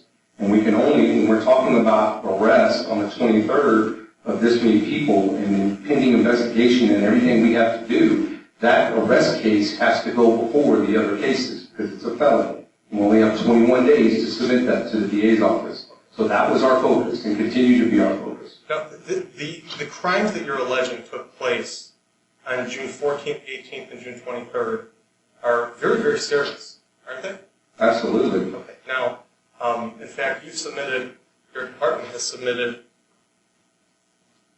dozens of warrants based on at least what took place on June 23rd, right? Correct. And it's your position that June 14th, June 18th, and June 23rd are all interrelated, true? Absolutely. Okay, now if that's the case, what I'm trying to get at here is that, see, our position is that the reason the property is not being returned and the reason that the department is doubling down on this criminal investigation from June 14th and 18th and 23rd is in response to this lawsuit and because you don't like the fact that they protest, okay? What I'm trying to get at here is what stopped you from June 14th until August 7th. August 7th is when Terry Brooks submitted dozens of warrants to Judge Jefferson Moore. Why didn't he include warrants for the property that was seized on June 14th and June 18th at that time? Objection, Your Honor, that's been asked and answered a number of times by Chief Salvaggio. I don't remember hearing an answer to that question at all. And that's the first time I asked that question. Okay, why don't you answer that question? The continued and constant bombardment of the phone calls, the arrests that we continue to have to deal with, the plethora of hundreds of open records requests that these guys file, which now ties up my officers, my detectives, and myself of having to go and get every single item. We're talking thousands and thousands of items that were requested by members of this group, including the guys that are sitting over there. So it is a tactic to stall, it's a tactic to delay, and 100% has impeded our ability to continue with the investigation. We had to focus on the felony investigation or the felony charges that we had 21 days to submit, and we had to focus on getting the arrest warrants and search warrants for YouTube and Google and all that other stuff we had to do. So if you're saying that this has anything to do with y'all filing, that's a nice made-up story that you have there, sir, but it's 100% not correct. So there was enough time for Terry Brooks to submit dozens of warrants on August 7th. Are you aware of that? There was enough time to submit dozens of warrants on August 7th for the incident that occurred on the 23rd of June. Right. Now, if they're all interconnected, in fact, we're going to go through these soon, but these affidavits are identical in large part. The only thing that's different is the name and the item. Why couldn't, and I understand you guys were bombarded, but the same way Terry Brooks had enough time to submit all these warrants about the property that was taken on June 23rd, why didn't he also have time to just print out an extra couple copies and include the property from June 14th and June 18th? What's the difference between, and I understand the bombardment, that's what he keeps talking about, Your Honor, he keeps talking about the bombardment. Why is only the property that was taken on June 23rd, did he have enough time to submit dozens of warrants on that and not a single warrant on anything seized on June 14th or June 18th? That's the question, and I'd like him to be able to clarify that. Why don't you clarify it? It's a pretty long question. Why don't you restate it? Let's see if it's appropriate. State it My again. objection is, Your Honor, he has answered this question at least 4 times. Yeah, I think He's answered it with non-responsive answers. Well, let me hear the question again. I'm inclined to agree that you've asked him a number of times and he's just not giving you the answer you want, but that doesn't mean he has an answer. Let me ask it this way. Did Terry Brooks have any time to submit any warrant requests after June 14th? No. Not even the dozens that he submitted on August 7th? He had the time, under the circumstances, to do what he did and submit those warrants. Those are felony warrants, felony charges. We have 21 days. There's misdemeanors are self-filing. We have a lot longer time period to deal with those cases. And we were going to look and deal with the first ones first, with the amount of personnel that I have, and the amount of him having to be the main one that actually pulls all the videos for the hundreds and hundreds of video requests that came in by this group. That has cost us, and half of them they don't even pick up. It's just a way to terrorize our city. Your department has received thousands of phone calls, you said? Threatening phone calls? Thousands upon thousands of phone calls. Since May, June, since when? Since the day of May 2nd, when Jesus Padilla was arrested, and all of the gentlemen began the campaign to come in here, as Jack Miller likes to put it, to be a police educator and teach us a lesson. Thousands of threatening phone calls. We have thousands of phone calls, hundreds upon hundreds, I haven't counted them, that are threatening phone calls. Are those recorded anywhere? Some of them are recorded, Why are only some of them recorded and some not?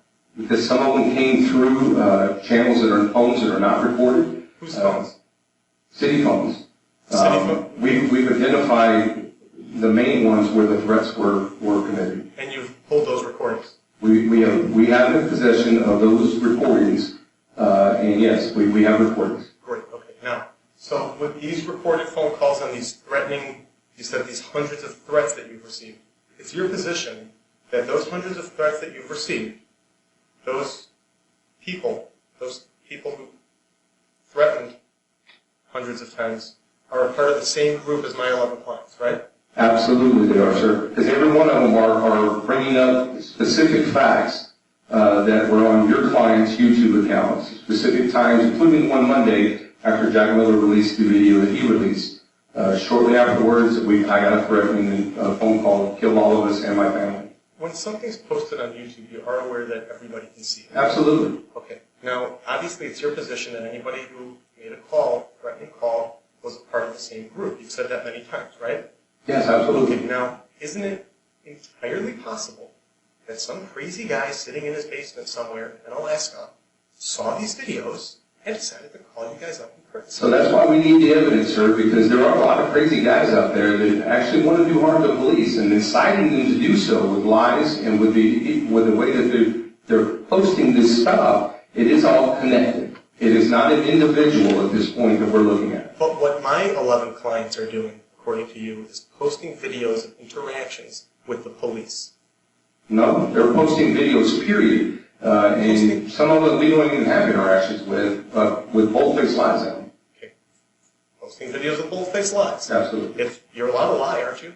Sure, you can do that. But that's that lone crazy guy in his underwear in Alaska in the basement that you described. Yeah. That guy doesn't know lies from truth. How do you know if that guy is a part of a group together with my 11 plaintiffs? In other words, what gives you the right to say that my 11 clients have anything to do with that guy in his underwear in Alaska?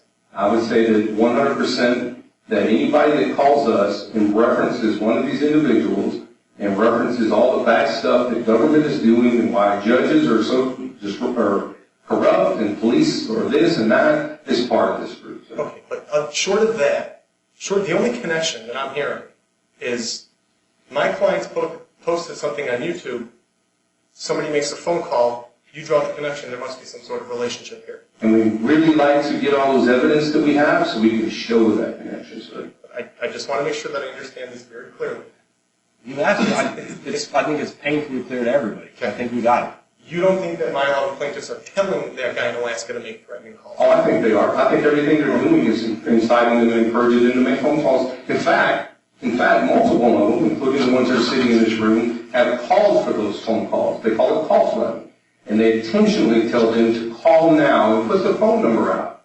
And give our names, our family's information. Absolutely. Your client. My clients gave out your family's information. Absolutely. Which client? Absolutely. Val and Springer posted that evidence. Not my client. Okay. Well, Which one of the 11 plaintiffs in this case Right.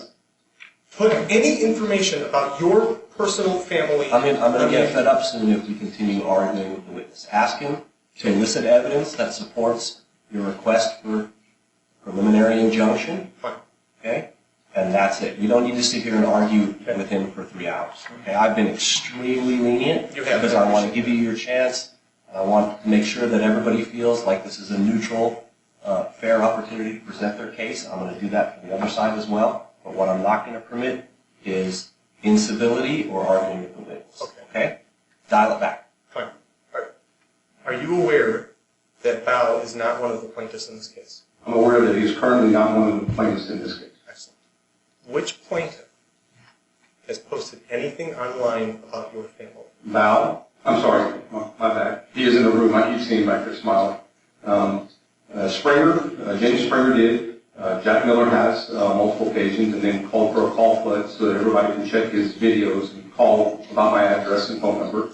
He urged his people to go out there and find it on his YouTube and to present that. There's another individual who goes by Furry Potato, Zoe, I believe. Zoe Pettis. It's a fake name too. We're still trying to identify that person, which is another reason we need the evidence that released it as well. I have over here every single threat that I was given by your attorneys. A lot of them are 48-5. I have the 3 additional packets that were given to me today. I'm going to approach you, I'm going to hand this to you. I'm going to ask you to, as you go through them, make a fold in the bottom right corner like this, anywhere where, or better yet, I'll give you a pen. Circle all the ones where Jack Miller or James Springer threatened your family. And that's if it shows the actual person. We'd have to look at that too. I'm sorry, what did you think of the witness, just the warrants, or the social media threats that were posted on cases? And the ones you did. Okay, so the ones that you don't have to have. No, I gave you some, there's some others. Yeah, so the witness is looking at docket 48, exhibit E. And just for the record, Number 5. these are all the threats that I was given. Some were you filed on PACER, and some were given me today by defense counsel. I gave you all the threats I have, and I want to identify the ones. Could there be other threats? Yeah, if you say that, you make it sound like these are all the threats. That was a representative. Our exhibit E was a representative sample of the type of threats that have been received. Okay, well, simply, these are all the threats that I've been given. These are all the ones that were produced pursuant to the subpoenas. And Okay, and I'm this, asking him, based on his testimony, to circle the ones where Jack Miller or James Springer threatened his family. okay, and the result is going to be that some de minimis or zero set, de minimis number or zero set is produced from us sitting here while the witness flips through all these exhibits. What's the Well, I can give the spoiler, say there aren't any. Sure. Go ahead. Let's do There that. aren't Just any, work- but Okay. I need him to say that I can't do it. Great. So what I want is, Is it undisputed that there are no threats anywhere attributable to parties to the case? I dispute that. Absolutely. It's not undisputed. So. Right. So We're disputing So what are we doing then? We dispute that James Springer or Jack Miller ever threatened this officer's family. Okay. And I think he's testified that he believes there is evidence or will be evidence that that did occur. I'd Right? like to see that. Yes, sir, absolutely. Okay. And you do have one in here that is representative from Springer's fireside chat with most of the individuals that were here that night. He didn't take it down. He should have never posted it. And I'll read it. Bring your sidearm for protection. Every American has a right to defend themselves. Let a tyrant cop get out of hand. Fear for your life and execute. The chief is already a marked man. He'll get what's coming to him. And then response below from somebody we can't identify. Leon Valley School will be in session tomorrow morning at 11 a.m. You have been put on notice. Okay. Now,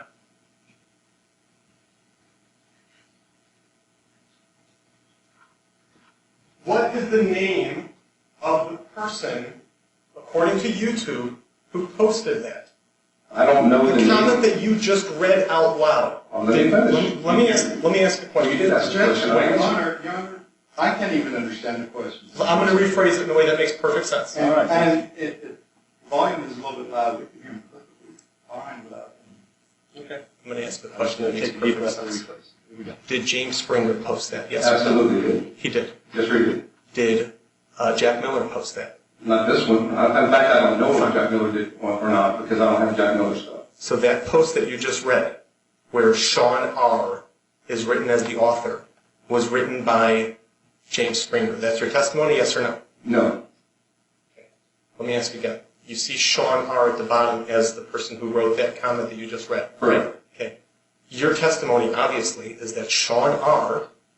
is James Springer. That's not what I said. Okay. You asked me if James Springer posted it, and I said, yes, he did post this. He posted the video that contains these things and is complicit in that threat by not taking it down or doing something about it. So your testimony is that James Springer posted the video, Sean R. then made that posted comment, and you're attributing that to James Springer. James Springer has the ability to remove that comment, his moderators have the ability to remove that comment, and he has the ability to not upload this comment and take it down immediately. He chose to not do those things, and what we believe, their moderators were removing pro-police comments and leaving death threats and our addresses up there for everybody to see. They had the ability, so it's on his YouTube account. YouTube says in 7B that them and them alone are only the ones responsible when they post this. So yes, James Springer is the person who posted this threat. Okay, and I just want to make sure I understand that, because when I hear post, I'm thinking that Sean R. could be in Alaska in his underwear, right? I'm sorry you're confused when you hear that. Okay, let me clarify. I understand the distinction Okay, excellent. between somebody who puts a video and somebody else who comments on it. Right. Oh, I excellent. understand the Perfect. distinction. I understand there are distinctions as a factual matter. I understand there may be distinctions as a legal matter as to who is responsible for posting or reposting or publishing. These are all legal concepts, and I understand that concept, and I understand the witness's position that in his view these things can be attributable to one person. I understand your view that they may not necessarily be attributable to a single person. Okay, Got it. excellent. Have you submitted a warrant for Sean R.? Name who's posted as the person who made that comment, yes or no? Not yet. We don't know who Sean Yar is until we get your stuff that you're impeding us from getting. Have you sent a warrant or a request of any sort to YouTube to find out who Sean R. is? Again, no. We don't know who Sean R. is, and we would have to go through and get the IP address off of you guys, because they make fake accounts. We need the IP address off of that post to be able to identify who that person was so that we can follow that trail through to making arrests. And the way that you're going to find Sean R.'s IP address is by getting James Springer's YouTube information? Yes, sir. It posts the IP address on every comment that's made and creates a record, which is original evidence that we need to identify who's making those threats. Can't you also just ask YouTube for Sean R.'s IP address? Not that I know of. You haven't tried it, though. You don't know who Sean R. is. That's the point, sir. Sean We don't R. know who Sean R. is. Sean R. may have nothing to do with these 11 plaintiffs, right? Sean R. posted something that were death threats that your 11 plaintiffs, or at least one of them, posted when he had the ability to take it off. I'll stipulate on the record that if they want to file a subpoena or some sort to find out who Sean R. is, I won't object in any way. Yeah. In fact, I think they should. And we And will. just for the record, what we've been referring to is document 48-5, page 10 of 13, where it begins, bring your sidearm, and it's signed Sean R. Okay, thank you. I've got it here. Sorry, I said I have it up here. Anything further for this witness? Yeah, a little bit.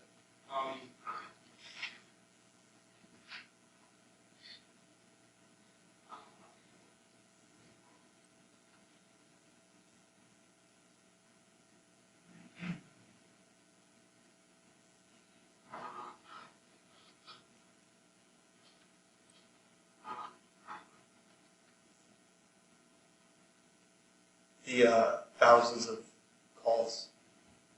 Do you believe that there's any evidence on the items that were seized on June 14th, June 18th, or June 23rd that will identify those thousands of callers? Yes, sir. And can I just ask what that's based on, why you believe that? There were people that were obviously at the scene that were sending, that had stuff live, that were making phone calls and from the scene and describing things. And we believe the people that were out there were part of the people that were calling in. We've got a video from James Springer himself saying that, for everybody to call, so he's instigating that call flood and urging everybody to call. And that one was on the 19th, because you got to remember, they were here 11 days doing this on a daily basis. And this 11 days, we were going through the phone calls, the threats, the emails, everything for 11 days. So, last point. The items that were seized on June 14th, 18th, and 23rd. You need those items because you need to see if there's evidence of telling people to make death threats, conspiring to create a riot on June 18th, organized crime on June 23rd, and potentially blocking the doorway on June 18th. And the actual offenses that occurred out there. Yes. There were many more offenses that were occurring. We were trying our best, Your Honor, not to make any arrests, but there were a lot of violations. Jack Miller came back on our property after being criminal trespass. We didn't make that arrest. That's on James Springer's video. We plan to file that charge as well. Several times, Val came back on the property. Several times, Jesus Padilla came back on the property. We could see some of that stuff, and now the videos are gone. We can't get access to them. So that's impeding our ability. It was things that we were watching, but they have the ability, like we talked about, of uploading it, not uploading it. So there are many, many more charges that we plan as part of our operation. We said, do not make arrests if you can keep from it. But when they get out of hand, we have to do something. Or if they fail to identify as a witness. Okay. Let me ask you one other thing.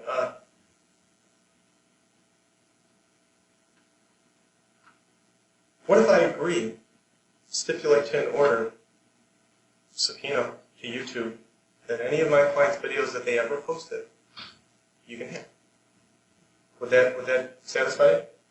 It would satisfy part of what we're looking for. We would also need to be stipulated that any text messages, because we have them on video, urging people to text me, to call me, or also to email me, and their moderators put out their email addresses so that they can communicate with each other by email, by text messages.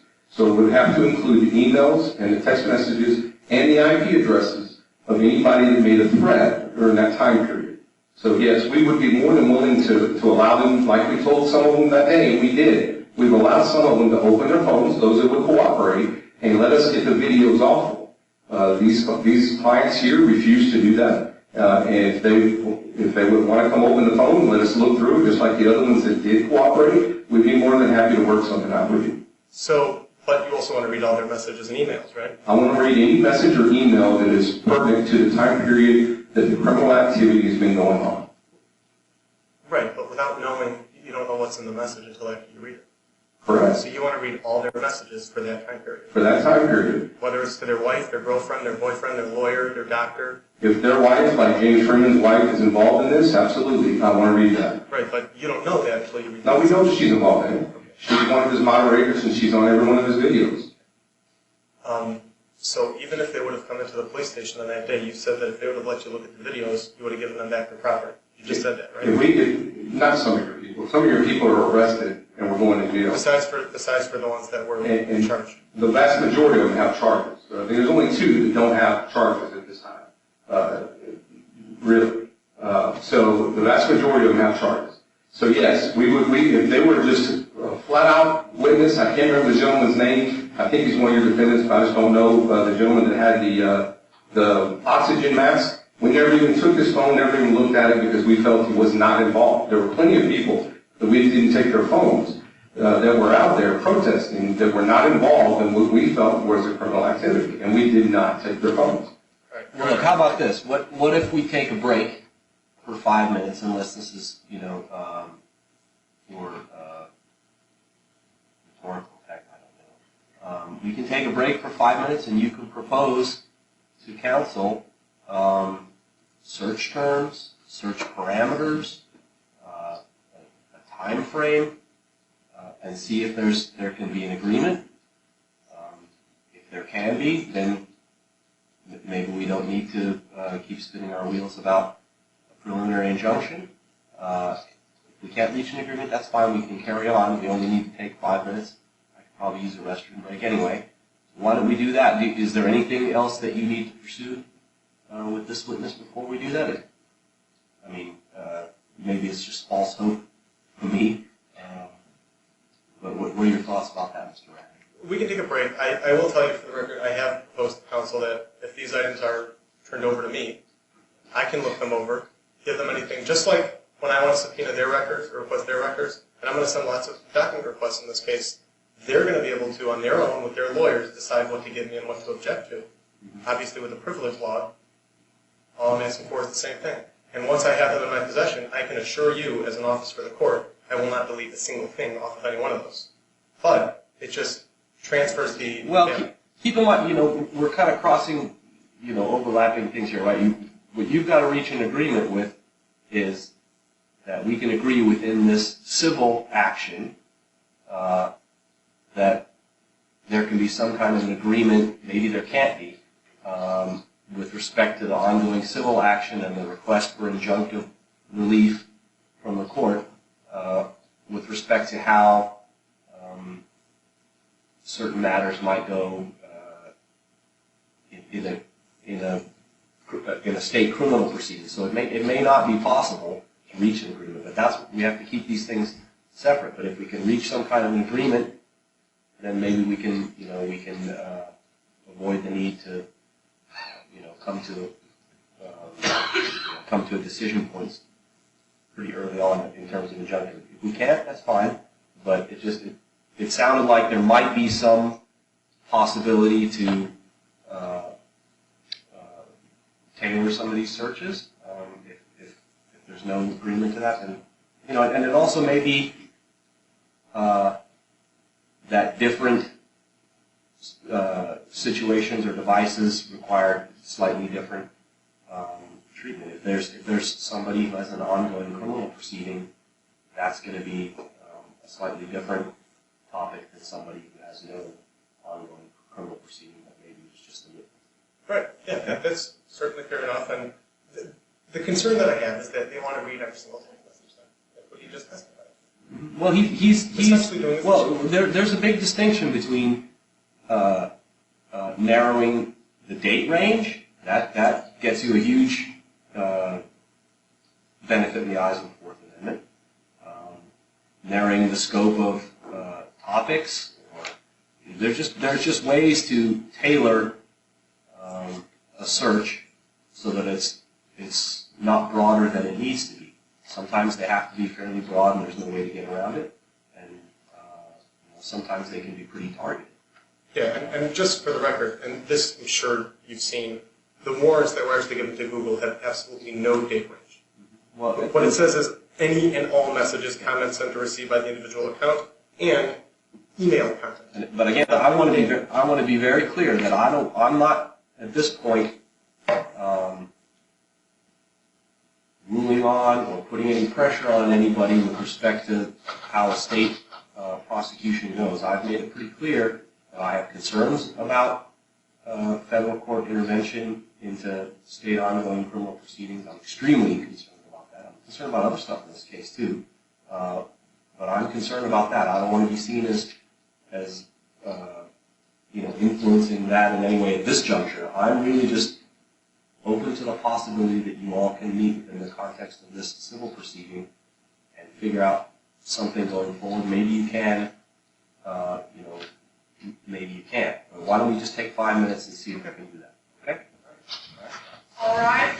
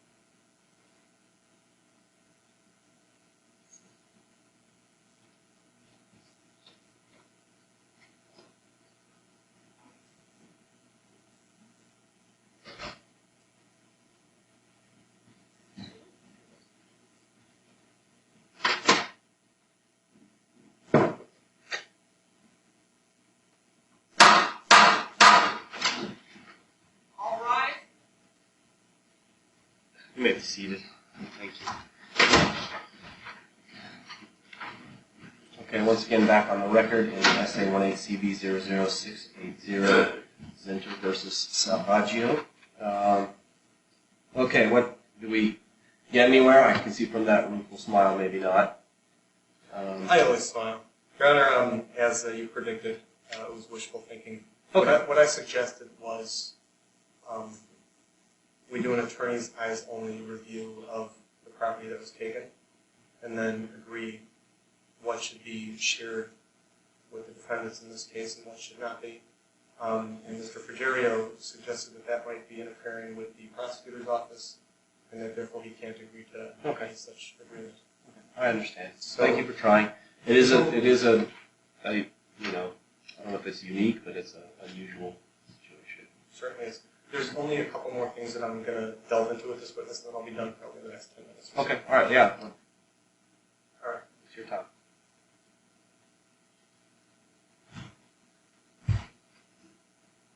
If I asked you to make a list of all the people who are in this conspiracy, this cabal, would you be able to come up with any more names than the people who were present at the police station on June 14th, June 18th, and June 23rd? Yes, sir. Okay, and where would you get those names from? Intelligence has been gathered between law enforcement agencies and myself.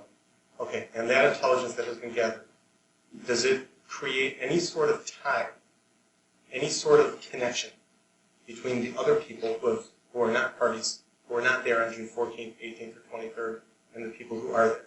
Yes, sir. Okay, and those ties would be what? Those ties would be their joint working together collectively, collaboratively, oftentimes doing the visits and committing of the criminal crimes. Multiple of your defendants and others have been arrested in conjunction with each other, including and in conjunction with other people that are not your defendants as well. So yes, sir, there's a lot of collaboration between these groups, and they've been arrested multiple times together, singly, together, with all your defendants, with not some of your defendants. Absolutely, there's a complete tie. And in addition to the people who were there on June 14th, 18th, and 23rd, how many more people are we talking about? Another 10, another 100, another what? That you know of? Just that I know of, I wouldn't even want to say, sir. There's a lot. There is a lot in this group. More than 100? Yeah, I'd say there's more than 100. Absolutely. And you have obviously exchanged intelligence with this list, or with these people, right? Intelligent what people say. The other law enforcement that you've been talking about? Absolutely. Okay, and so obviously there's some sort of investigation which is going to have more than 100 people with some sort of connection to the plaintiffs in this case, right? That's not what you asked, sir. It's completely false what you just said. What I said was that there's over 100 that are working together.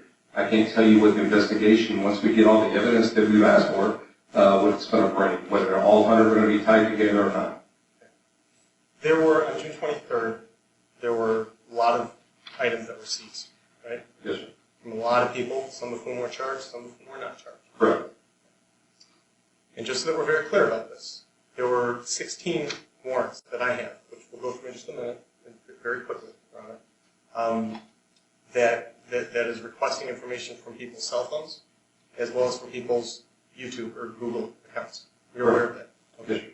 I don't know which ones are, if all of them, I think we've only filed 6 for actual YouTube accounts, but there's a lot more than that we didn't file, that we only filed on for the phones. That was a separate thing. Not everybody got it, so it shows that we're trying to distinguish between the two of what we need. And then there's quite a few more that we will be following in the future.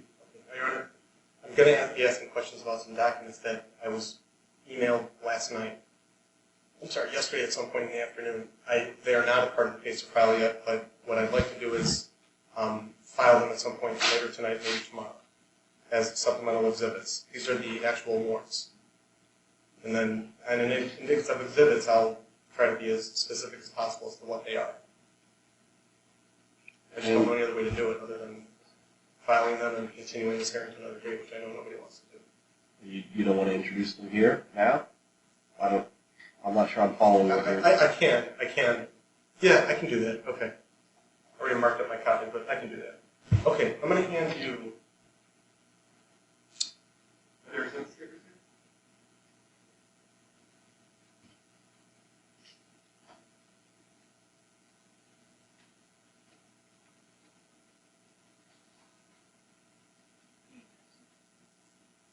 And again, I don't know that we need to go through a big song and dance, proving them up. If they've been, handed over in discovery and there's no dispute that they can come in. We have no objection on it. Right, okay. City has no objection. Oh, Okay. yeah. Then I'm happy to just consider them, just, Should I do letters or numbers? Okay. I'm going to hand you what's marked as Exhibit A.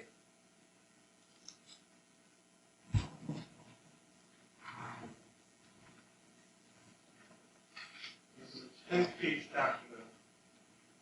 And it's an affidavit for search warrant and a search warrant.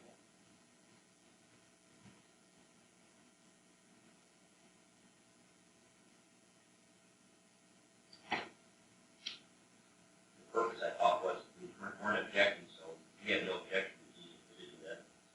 okay. I'm going to ask him a question. I don't want it to feel like surprising or anything, so I'm just going to go into it. Okay. And so you've marked one of these documents as Exhibit A. Yes, this is one of the Google warrants. And so since there's no objection to Exhibit A, I'll consider Exhibit A as introduced into evidence for purposes of this hearing. Thank you. Okay, now, you'll notice that there's, on the very first page of that, there's 4 distinct YouTube accounts that are being sought by the police, right? Yes, sir. In fact, by Detective Terry Brooks of the Wayne Valley Police Department, right?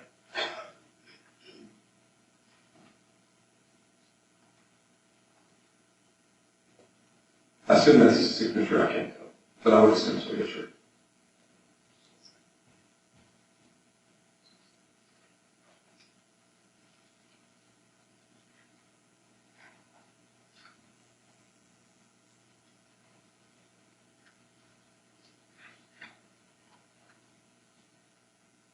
Paragraph 680. Okay. Yes, sir. Okay, so, and looking back at the first page, there's those 4 distinct names that are listed. One of them is Joseph Pierce, right? Correct. Other than Joseph Pierce being present on June 23rd, 2018, and recording what was taking place, there's no other evidence that he is part of this cabal, is there, that we know of? I'm not sure I understand what you're asking. What I'm asking you is, there's a warrant that's being sought on Joseph Pierce because he was present on June 23rd, 2018. Let me ask it this way. If he was not present and was not recording, there would not be a warrant with his name on it, true? I can say that either, because if we would, like the rest of the people, when we get the rest of this information, the people that, there's going to be tied in a lot of the people that we could eventually go get search warrants, and will eventually go get search warrants on, based on the evidence that we received from this case. So that's not true. I'm talking about evidence that was received prior to this warrant being signed on August 7th. Prior to that, did you have any information? Would you have gone after Mr. Pierce's Google information? No, he hadn't committed a crime yet. Okay. So the only thing that happened that is now making his YouTube information something that your department is seeking a warrant on is that he was there on June 23rd recording, right? Incorrect. And his characterized testimony was previously given, right? Yeah. I think that's an accurate projection. This question's been asked and answered a number of times.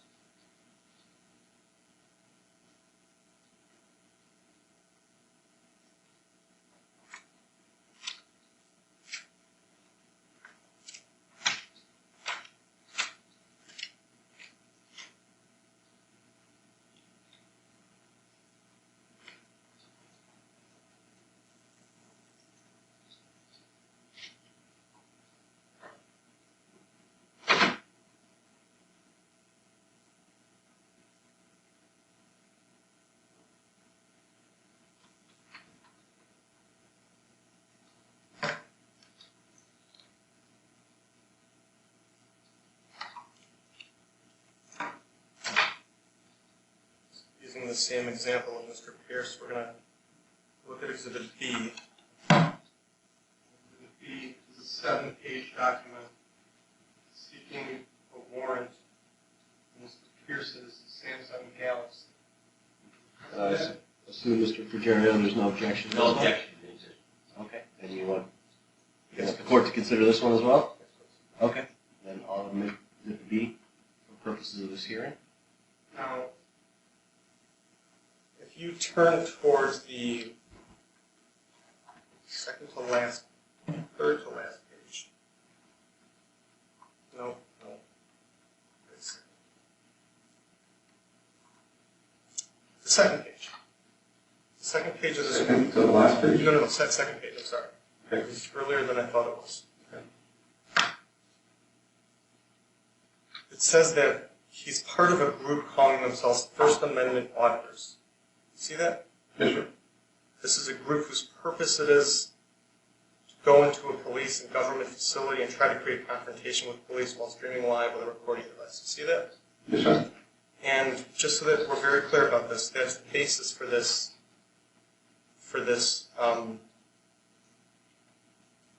this cabal, this group. Their goal is to cause this trouble. That's not true. That's not the basis for the search. That's not what even says on the first page or any other pages. well, the other pages, the other things refer to other. Well, let me ask you this: what's your understanding of why Mr. Pierce's phone is something that the police want to see? Mr. Pierce was a witness to a crime. There's original evidence on it. We want to see his phone and the contents of that phone so that we can recover that original evidence. Okay, so is it because he's a witness or because he's a part of this group calling themselves First Amendment auditors? People can switch back and forth between witnesses and suspects and arrestees multiple times. As of the date of this, he was a witness to a crime. He definitely is suspect in other crimes, and we definitely intend to make him an arrested person in many other crimes. And why is it that it's mentioned that he's a member of this group, First Amendment auditors? Why is that important? It's important to show that there's collaboration between the group, and we can show that there's complete collaboration between the group and their methods and tactics. Isn't it your position that if they're a witness to a crime, that's enough? Why don't you just say in the warrant he was a witness to a crime? We need to see what's in his phone. Helps us and helps the judge understand the severity of what we're dealing with. But based on your understanding, that would have been sufficient to just say he was a witness and therefore we get to see what's in his phone. I didn't say that. I said the whole document is written up to give the judge a good idea of the circumstances that we're dealing with. We wouldn't want to lie to the judge. We wouldn't want to mislead the judge like you stated before. We 100% want to make sure the judge understands the severity of what we're dealing with, that at this time in this document we're asking for him was as a witness. This statement that he's part of the First Amendment auditors implies that he's a suspect, doesn't it? It implies that he's a member of a group that call themselves First Amendment auditors. Correct, but that's included because He's a member of a group called First Amendment auditors. It's included. So was he a witness or a suspect or both? I think the whole document calls him a witness. Chief, in your view, is a probable cause determination made by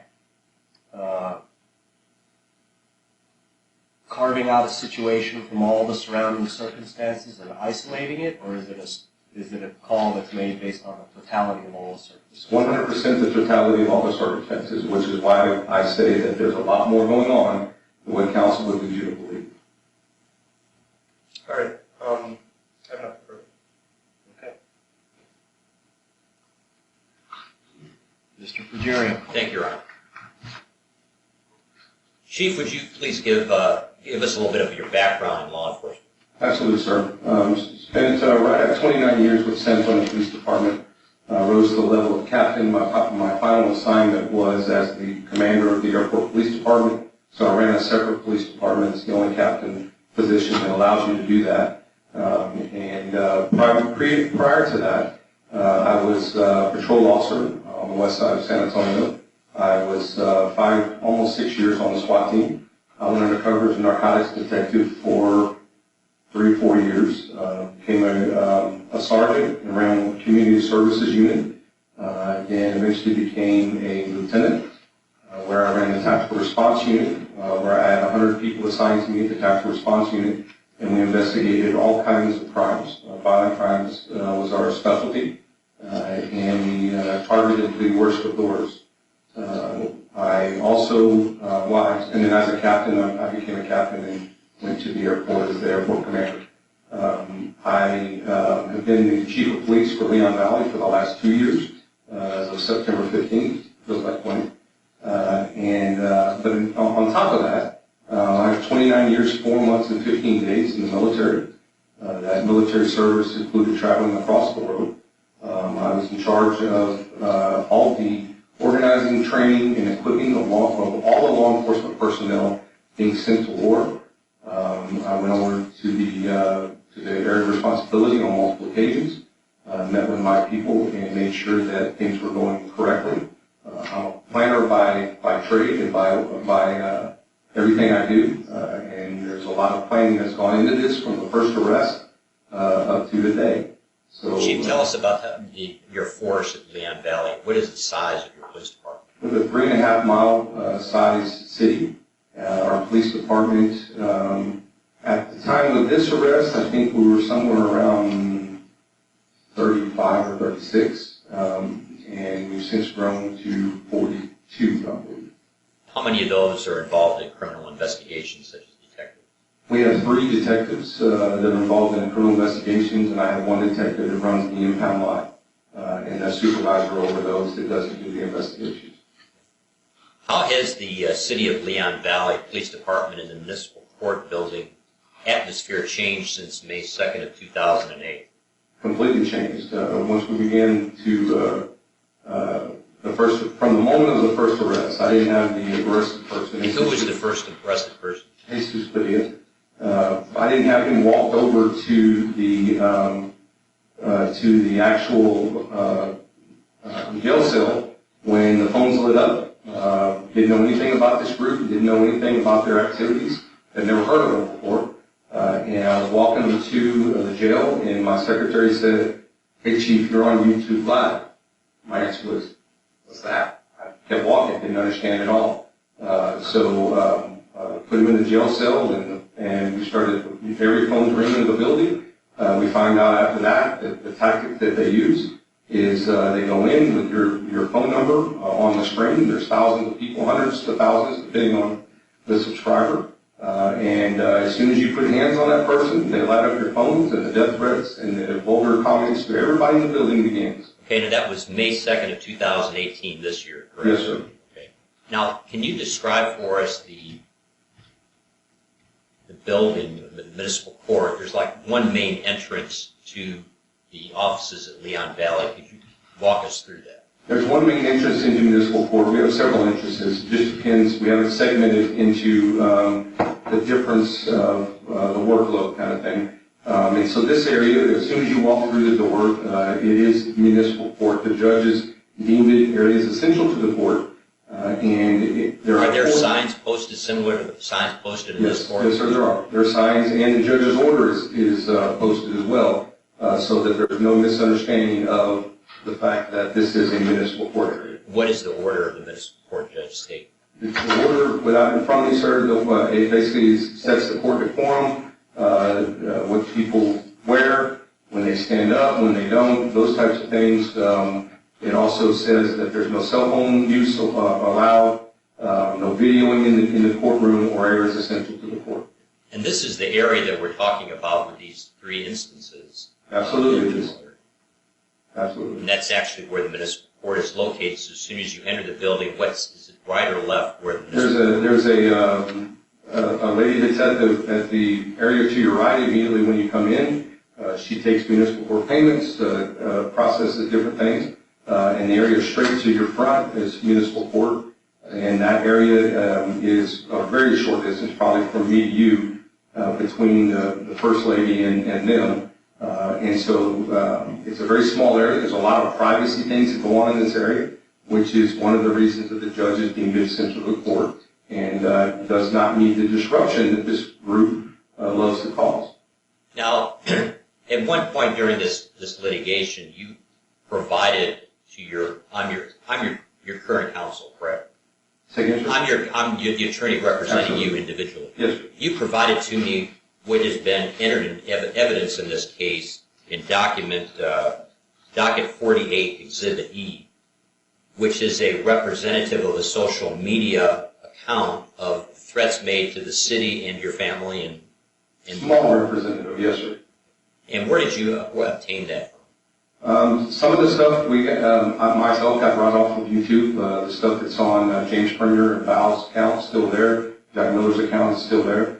Others went away, so we had to rely on, there's police officers, civilians from across the world that are notifying us now and watching everything that this group does and notifying us. We've got calls from as far away as Canada when there's criminal activity. In fact, the death threat week before last that was on me, I didn't never see it. The Canadians are the ones that notified the FBI, and we were notified of it. That death threat. May I approach the court reporter first? You may.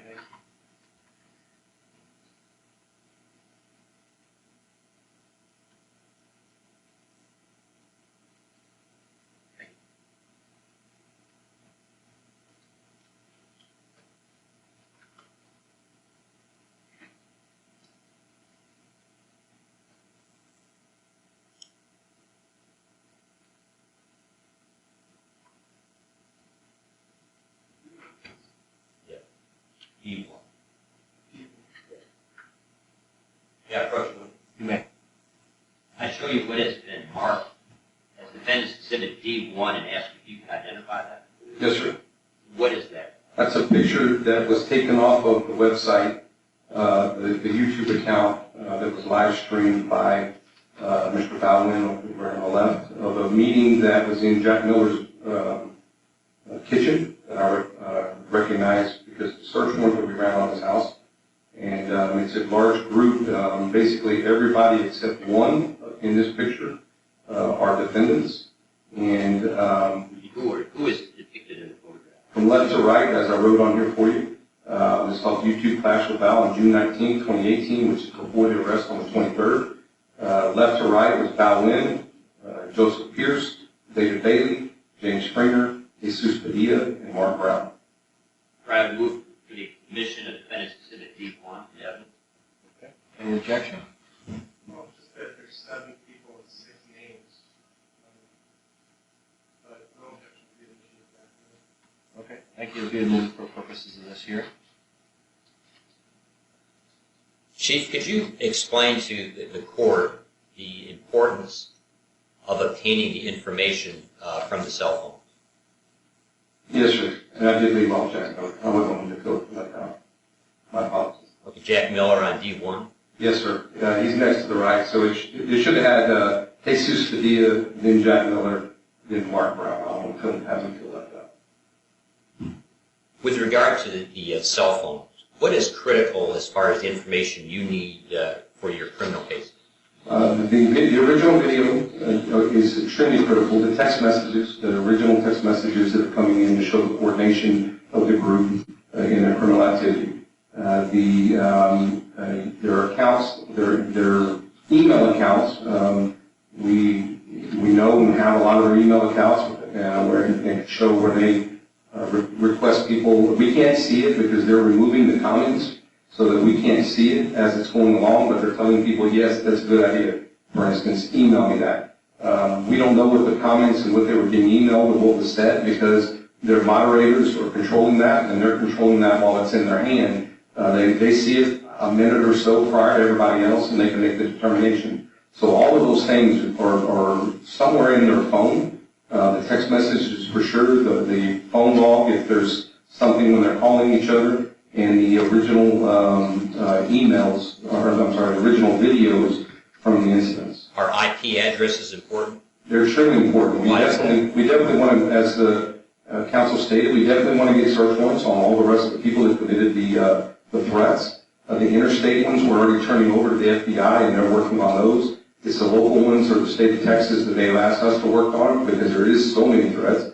And so the IP addresses are going to help us track down people and exactly where this threat came from. And it's going to help further the investigation to get the people that were illegally submitting my family's information, my information, and all the death threats on all of our employees. Is it important to identify the moderators also? Absolutely. What is a moderator for the purposes of the record? So the individuals that own the channel, they can assign people a wrench, that's what they like to call it, for their mods, as they call it, but it's a moderator. And that moderator, like them, can see the comments that are coming up ahead of time, and those people are supposed to help take away things that they have, their channel owner has given them direction to take away. And what we began to see from almost the beginning is that the pro-police things are taken off of their channels, but the death threats and the anti-police and the submitting of people's addresses or attacking anybody that is on there that's anti-police is left up. So it shows that there's an intentional desire for them to leave this stuff up and to leave the threats and the death threats up. And then when they get off of it, they can turn it off and delete, or not even post that, delete that thing altogether. So the moderators are extremely important. We know, for instance, James Springer, who goes by James Freeman. His wife is a normal moderator. It says Mrs. Freeman, but until I look at everything from YouTube, I will not know whether or not that's Miss Freeman or not.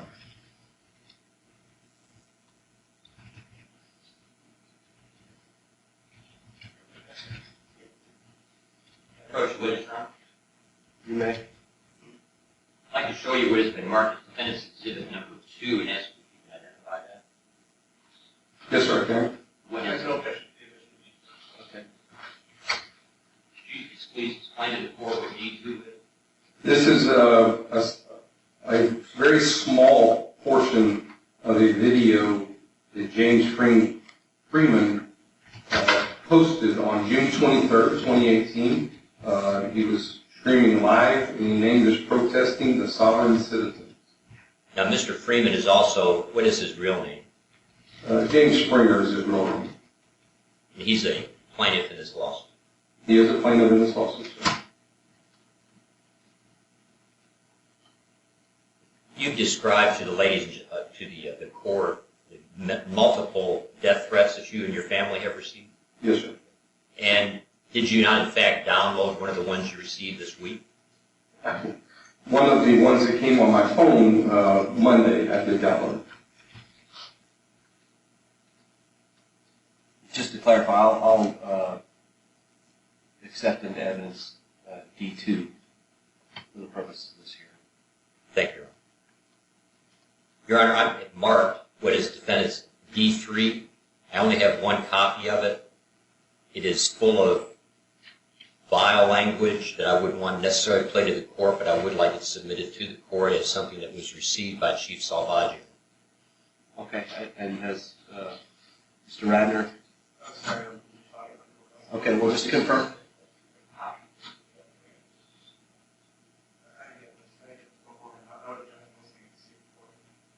You want to let him take a look? Sure. Take your time. Play it loudly. I don't mind if you play out loud for the court, right? I just want to get rid of it. No, it's okay. No, it's all right. Take your time and review it.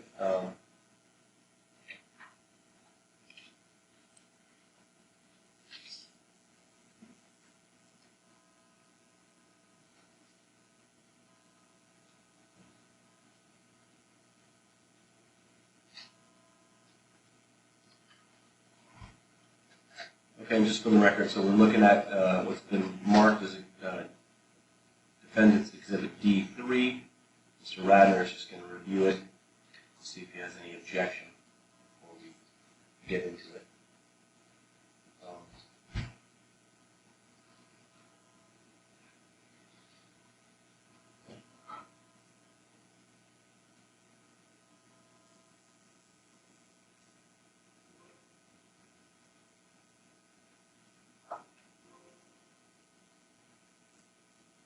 Chief Salvaggio, in your experience, it's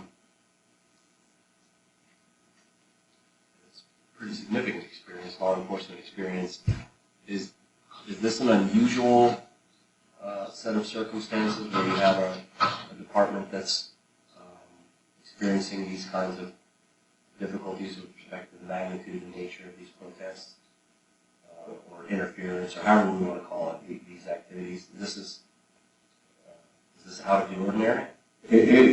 I have never seen anything this in my 31 years. And you testified that, as I recall, you said something that sort of all of this is really interfering with investigatory functions. And that includes, I take it, not only this lawsuit, but also these other activities that precipitated some of these charges. So what's interfering with your office and your department is, in your view, this entire set of circumstances, including these activities, phone calls and protests and all that other stuff. Is that right? Absolutely, sir. And it's been to the extent that folks even who would normally be processing files or processing warrants or doing other things like that, those activities have been curtailed or interfered with as well? Sir, I'll tell you, myself, I've not had a day off in months because I spend the weekend doing the open records stuff. My guys have been assigned individuals now to monitor every one of their stuff, and we have to download it and catalog it, and it is completely, my city manager cannot go home because the death threats received, it was placed on her. My family, I had them out of my house for weeks, or 10 days or so, because of the death threats on my family and the constant phone calls that go to my wife that was released on their channels. It has disrupted my life, my family's life, and every one of these officers' lives, and it's exactly what they intended to do. They have not stopped this activity. They've moved on to other agencies. At this time, Denton's one of their ones in their crosshairs, and there's multiple others. There's been arrests constantly of many members of this group in states. James Springer, for instance, has felony charges pending in L.A., where he's a fugitive from justice in Los Angeles.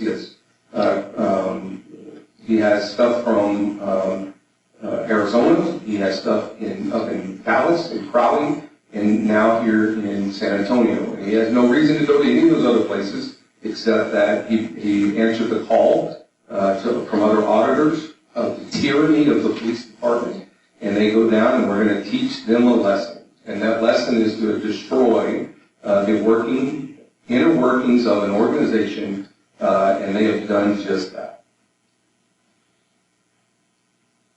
And there may be, to some extent, portions of this activity that are protected by the First Amendment. It's not your position that these are not First Amendment activities necessarily until they cross the line into criminality. Absolutely, sir. They were at this time, they were there 11 days straight. We only made arrests on 8 of those days, and 2 of those arrests were late in the afternoon, and they'd been out there all day. They live streamed for hours, and we never even confronted them. The direction I've given my officers and the training I've given my officers is do not arrest if you can keep from it. But at some point, after they continue to push and push and push, some point you got to do something. And the worst part about it for me, Your Honor, is they're telling everybody else out there in the cyber world that this is how they can act. This is how they can treat judges. This is how they can treat police officers and their families, because it's protected. Threats to families of police officers and judges is not protected.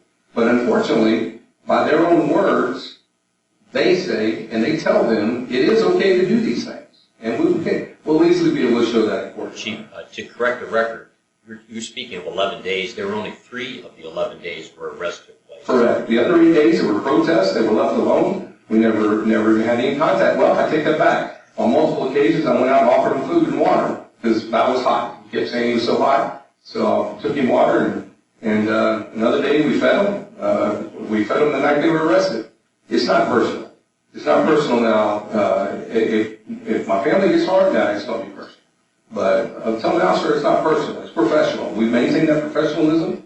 We've done arrests only when it was necessary, and we will file charges after the fact. And that's exactly what we're trying to do now. Do we have a chance to review the material, Mr. Radner? Not yet. Okay. Can I do it now? Sure. Sorry. Yes, you can.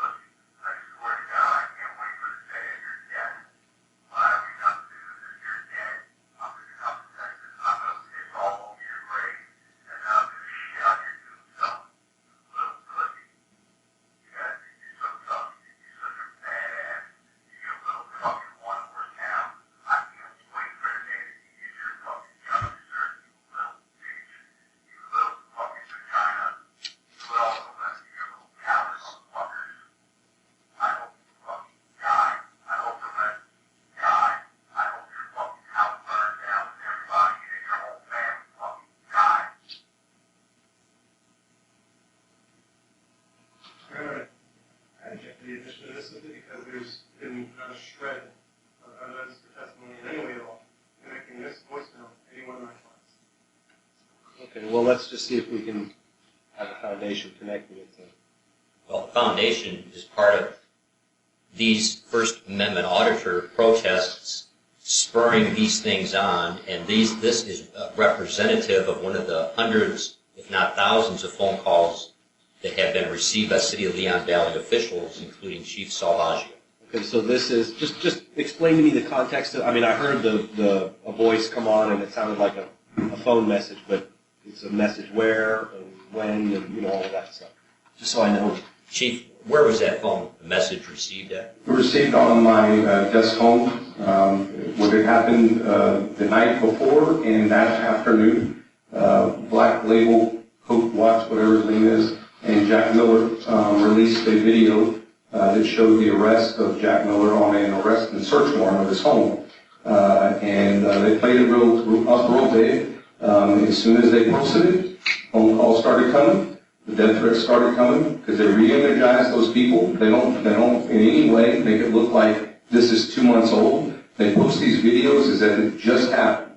And it makes them angry. They start all over. So just shortly after Jack Miller posted that, your defendant, is when I got this phone call. Do we know who it's from? No, sir. But he called anonymous. He called where we can't see his phone number. We'll have to get a search warrant to eventually go into that. Okay. Well, I mean, you played it in open court. I heard it. I've heard that he doesn't know, that the witness doesn't know who left the message. So, you want to maintain your objection? I mean, I've pretty much heard it already. And it's only going to come in for purposes of this hearing. It's just coming in here today. Did we get a date on this testimony? This was Monday. This past Monday. Which would be October 1st, 2018. Yes, sir. Okay. All right. So we okay now? Well, no, I think obviously it wasn't my client's cell phones that are in the police possession, so I still object. And also, even in his explanation, he said that this message came in after a video was posted. Okay. He never said that any of my clients told this person or had any communication with this person to do it. This person was acting on his own in response to the video that was posted. So your objection is relevance. There's no evidence you contend tying this message to any of your clients? None whatsoever. Okay. The objection is overruled. I'll consider the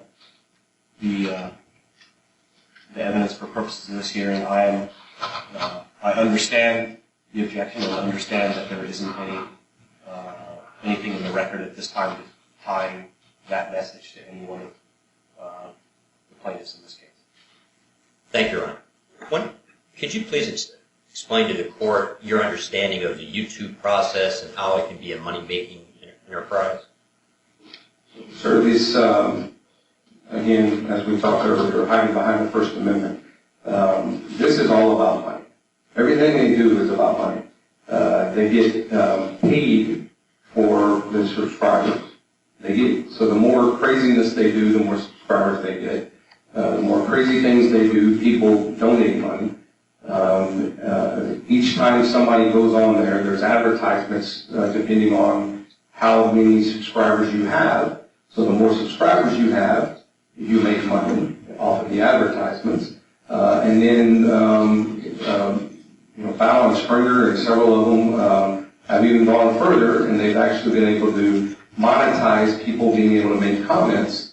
So people will pay $10 or $20 to be able to make a comment and have it be read online. So they like doing that in open hearings and buildings and things like that, so that the vulgarness disrupts the entire atmosphere. So they're making money every single day, every single hit, every single advertisement, every single one of these. They're making money. If I was in jail, they raised, from what we could see, it was close to $10,000 according to them. They have listed 5 or 6 different ways that people can donate to them. I think on Bow there's like 6. Some don't even know what they are. Bitcoin, and I know that, but Ethereum and all these others. It's all about. I walked out today, and Bow had his stuff on, and out loud it said, "I'll give you somebody paid for it to go out loud to say $200 to go kiss Chief Salvaggio on the lips." So it's all about making money. Is really what it's about. In this Bow that you refer to, has he been convicted in Tarrant County? He has. On what charge? Harassment of a judge. With regard to what we're here about today, this hearing on the temporary injunction, if the court were to grant a temporary injunction with regard to the cell phone, would that interfere with the criminal investigation that you have instituted? Can I answer one more thing before you answer that? To say Val's not involved, Val just left, so we're clear. He was just here. He was out front earlier in this pink police outfit, fun years, piggy outfit. So if the injunction was granted, it would absolutely interfere. In fact, it would allow many people to escape the full carriage of justice. I would not be able to file criminal charges on multiple people, including some of their own defendants. I truly believe 100% that's the reason this is being done. I've never seen a civil case be filed before a criminal case is completed, before we've even been able to begin the investigations and fill them out. We will not in any way be able to go after multiple people if we're not able to get to the internet stuff, that multiple videos that we have not seen that have been deleted that people told us about. If you look at the preservation order on the first day, on June 23rd/24th, this is a fraction. His defendants are a fraction of who we're going after. And it would impede that investigation wholeheartedly. 100%, sir. Thank you very much. I'll pass it with you. If I understand it correctly, there's... I think the city has a question. Oh, I'm sorry.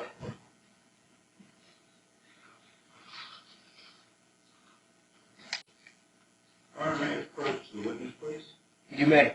And let me, while you're doing that, Chief Salvaggio, the preservation order you mentioned, this isn't an order directing the Google to preserve. Can you just explain what that is? Yes, sir. And I think, are y'all going to put it in the record, sir, or Yes, I could introduce it. Okay, well, why don't we just do that then? Just so I'm up to speed entirely on what we're talking That was my second exhibit. about. And assuming, again, subject to objection from claimants.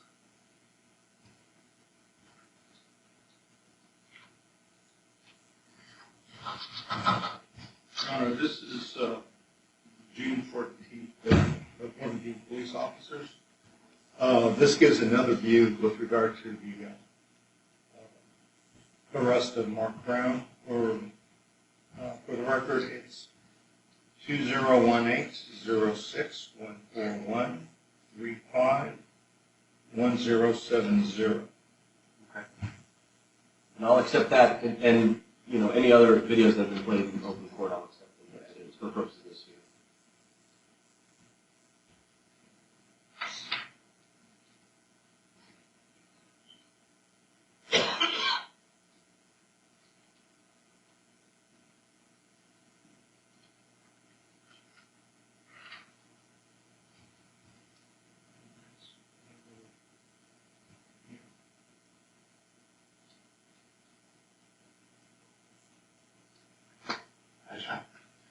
Is it updating? It's, It does that to me. yeah, it's, let me do the other ones and then I'll do this one last. Okay. It shows another angle.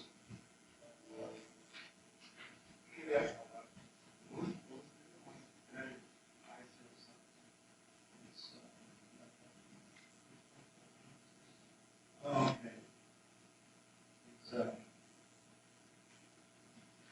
it's just, I have to agree. Oh, that's nice.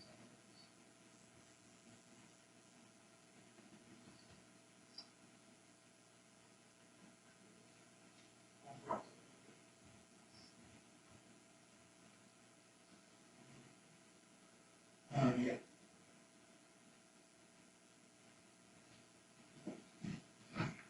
You've got it? Yeah. All right. Generation. I agree. And this is, just another angle, and this shows how busy the hallway is, the foyer is. Okay. Just open this. I don't have to be that far. Make sure everybody can see.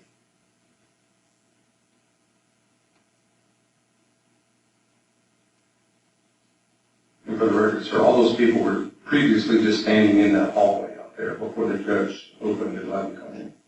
Okay. And this is a body camera? This is the body camera, probably of Officer Azar, but I'm not sure. No, you keep going. Yeah, it is Officer Azar. And those are all No, people. the prosecutor? Yeah, the prosecutor.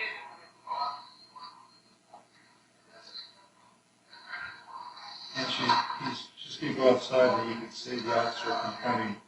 Sir, we're having business, go ahead and step out. Sir. Step out, sir. Okay, I see him filming. Okay, yeah. Let's see what. He's already disrupting. And we're conducting business in here, so we can't have. You cannot tell me. You cannot tell me. Okay, now stand here. You can stand here. Stand here. Stand over there. I'm standing right here, guys. Don't ever put your hands on me again, sir. Don't ever. Okay? You have no legal.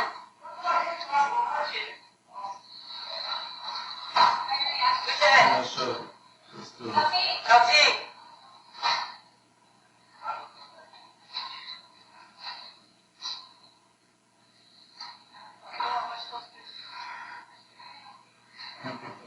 No, that's it. That's good? Yeah, that's just another. Okay, thank you. And so that demonstrates that one camera angle tells one story, another tells another, and to have a complete story, we need all original evidence.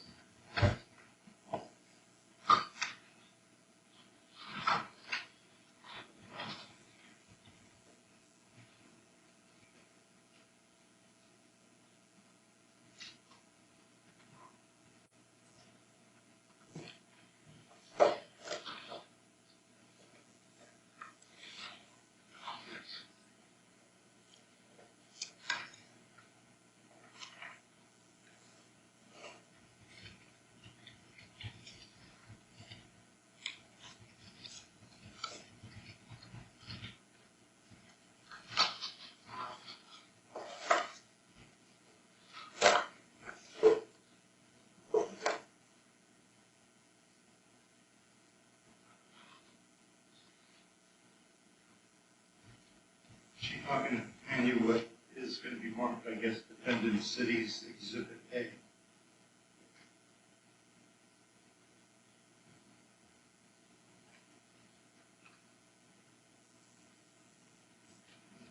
All right, so we've had defendants 1, 2, and 3. Now we've got defendants cities A. A. Okay.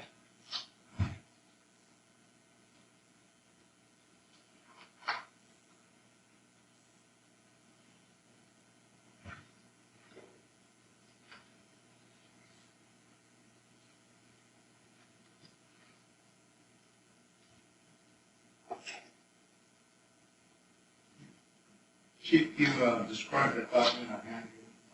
Defendant Cities Exhibit A. So this is a copy of the preservation order and some email traffic that went back and forth between Google and my detective Jimmy Wells. On the night of the 23rd, I've been preparing already based on some of the threats and the things that we've been seeing throughout the week to document a list of names that we needed to investigate further.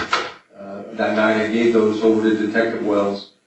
It was pretty late, 6 or 7, I guess, and he began the notice of a preservation order because we intended to further investigate everybody that's on this list and eventually ask for search warrants and arrest warrants based on the evidence that we would be able to uncover from the onslaught that we just went through over the 10 days prior.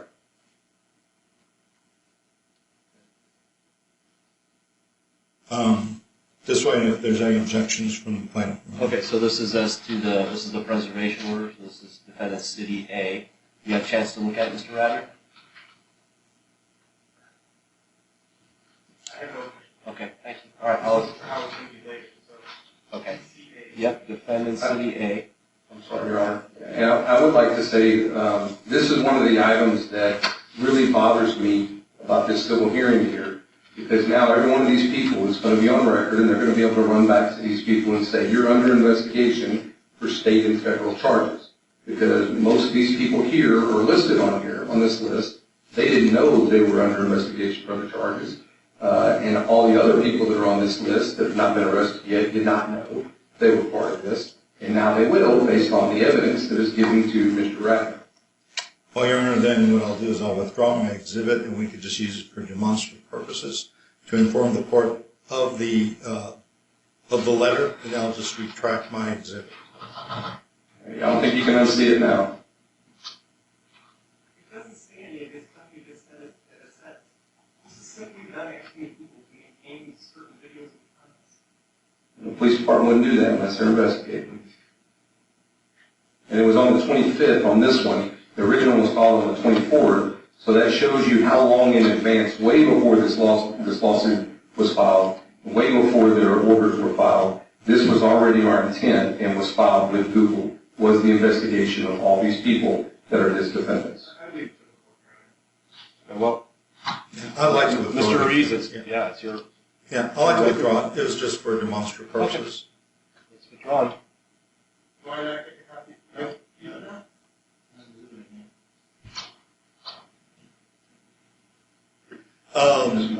No, you can just keep that right now. And Chief, I think you explained that it was done, letter was done earlier, is that correct? They were doing it the night of the 23rd when the felony arrests were made. And is it my understanding that you had to do the letter again because there's a certain format that they required? Correct. They filed the first one at 0015 hours on the 25th, or 24th, I'm sorry. Google came back and said, we've got a new updated process. You need to file it like this. So on the 25th, they refiled it according to what the Google people wanted to see.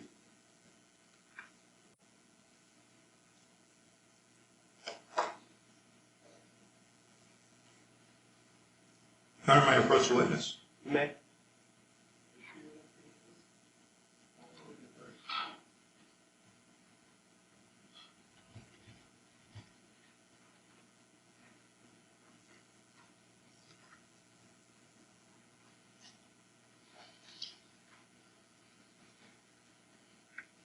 Yes, sir. Chief, I'm going to mark that as, since we looked through the other one, we mark it as city defendant's act.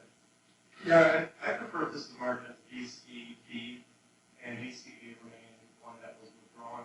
We need not to ask questions about BCA. Yeah, that's fine, let's just keep it, let's make this one B.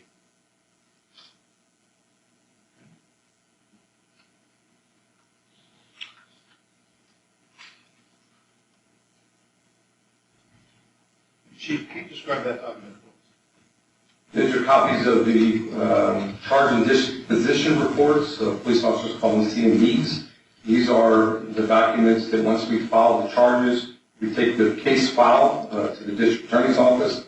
They have an intake person that looks at the charges and make sure everything's there, and then they timestamp it and initial off on it when we turn the case in.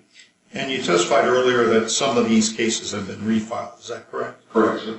And from the document that you have, he lists the names of the plaintiffs whose cases have been refiled. Jason Green, his charges have been refiled, 2 charges. Brian Howe, 2 charges have been refiled. There's one here for Jack Miller, but it is his original charge. Bao Lin, this is his, this is the original felony charge on Bao. Yeah, and Mr. Mr. Wynn is not a party to this. Correct, he's not a defendant. Joseph Pierce, who is a defendant, his case is a refile, and this charge on James Springer, which is a defendant, has been refiled, and this charge on James Springer is the original, and it has been filed as the felony. Well, it's not a refile. So the refile goes to the misdemeanor charges, is that correct? Yes, sir. Okay. And I think you testified that usually you'll get some of the charges back, but it's not unusual. You go ahead and refile. And so these are pending right now, the ones that are not the original ones, but the ones that you mentioned for, I guess, Springer for the misdemeanors, Joseph Pierce for his charges, let's see, Brian Howd, and I think I can correct the record, but the plaintiff is Jonathan Green, is that correct? Period of time. I can mix it up too. Yeah, it's Jonathan Green. So Jason Green is a non-party to this case. Okay, so so with regard to these individuals, have you heard have you received, well, what will you hear from the district attorney's office? Do you get a copy of an information, or how do you hear from them? No, we don't get information or an indictment. We don't know what happens until we get a subpoena, or we get a notice of what they call an ICR, incomplete report, and there's additional things they need us to bring to make that case complete. We also could get an outright rejection saying that, and they'll write on there the reasons they don't believe this case is going to go, which is not always that it wasn't they were guilty, it was just they didn't want to take it forward for whatever reason. So we have not received any rejections. Those cases have been filed, and as far as I know, they're continuing through the court system today. So now let me just make sure I'm understanding. When you say that charges are filed, what you're referring to is that you pass them on to the prosecutors, or there is an actual criminal proceeding that is ongoing? We've passed it on to what's called the intake. You have a felony intake and you have a misdemeanor intake. Okay. The felonies, we would file with the felony side. We don't know at that point, we don't know who the attorneys and prosecutors and courts are going to be. So the intake, the felony intake, we take them there. The misdemeanor, we take them there. And then we might get a call, however long it takes, which it takes time, sometimes a long time. Now that they're looking at it, they might call, we might get a call to the detective to say, hey, on this case, I really need you to go to this witness's house and get a statement. Or they might send somebody themselves to go get that statement. Or we might get it where it says this case has been rejected and here's the reason why. So it's going through the system. We have knowledge now of who most of these cases, I think all of these cases, we have additional charges that have been filed that are not listed here as well. And so those cases and these cases, as far as I know, we know what court they're in and what prosecutors dealing with them, but I can't tell you 100% what's the status of them. I just know they haven't been rejected or we would receive a rejection. But there is at some point an additional step, which is where you have a formal charging document that's going to get. Is that right? Or am I On felonies, yes. On misdemeanors, especially on arrest, they normally don't. They just go off your arrest. But if they want to, they'll go up and ask for an information. If there's some questions on it, they'll run that in front of a court for information. But from what I've seen, that's rare to actually go ask for the information. They usually go straight off of the packet that we turn in. And if they feel that there's enough to actually go forward with those charges, they will get a warrant. If they haven't been arrested yet, they'll get a warrant, and that person will be picked up and brought into court. So no further charging document is filed? Not that I know. Okay. But I'm not 100%. Okay. No, thank you. And I'd like to introduce as exhibit B. Without objection. Okay, thank you. All right, that's city defendants B, as in boy, and I'll accept that evidence for purposes of this hearing. Thank you. I have no further questions. Okay. Looking at Exhibit B, these were submitted to the prosecutor for the most part on July 17th, right? Yes, sir. Now, No, hold on. Not to the prosecutor. They were submitted to the intake, not the prosecutor, the intake at whose office? at the district attorney's office. District attorney's another word for prosecutor, right? No, I don't know. That's the district attorney's office. It's not a prosecutor that was there. It's a civilian clerk that handles those. You usually take them 2.5 months to respond to these intakes. Oh, absolutely. Oh. Now, did you also tell the district attorney's intake people that the magistrate has already rejected some of these charges? Oh, absolutely. Oh, Yeah. you did? Okay. Because it's not contained in the exhibit. It's not relevant. Okay.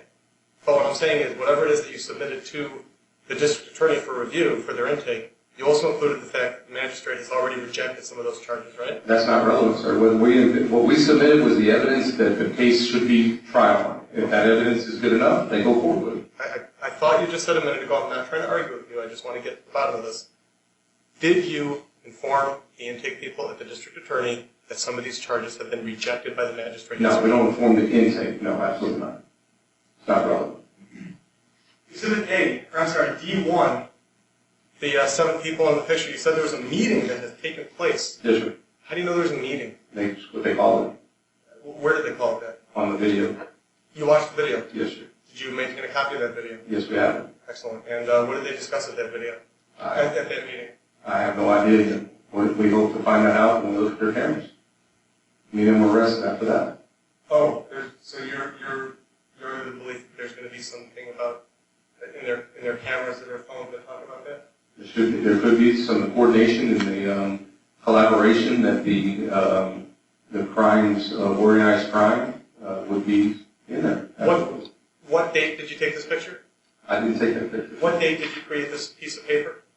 It was created a couple days ago off of YouTube. What date was the meeting? It was listed on this or whatever. June 19th is the date of the meeting? Yes, sir. Okay, because it says YouTube clash with Bo, June 19th, 2018. Correct. So it's not that it happened later and that it was referring to this YouTube clash. It was that you're saying that this meeting actually took place on June 19th. According to what's on YouTube, yes, sir. You have no idea what was discussed at that meeting. Absolutely not. That's right, that we heard.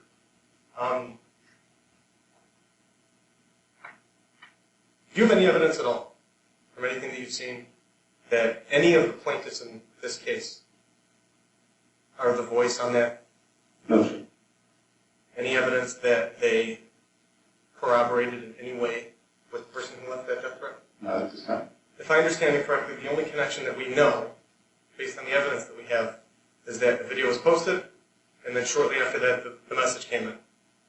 Correct. What phone number did the message come from? Again, anonymous or whatever or private or whatever, it's anonymous. It didn't show up on there, so I have no idea. Even though a voicemail was left, it still showed up as a block number? Yes, sir. But just so we're very clear about this, there's no evidence linking that video to the plaintiffs, right? Correct. That audio was what you, okay. Yeah, correct, not the video. This D2, do you still have it? The Yes, sir. 4-page, these are screenshots from YouTube with very disturbing things, such as Skorp Kitsan, Skorpkitsan, who put your address there.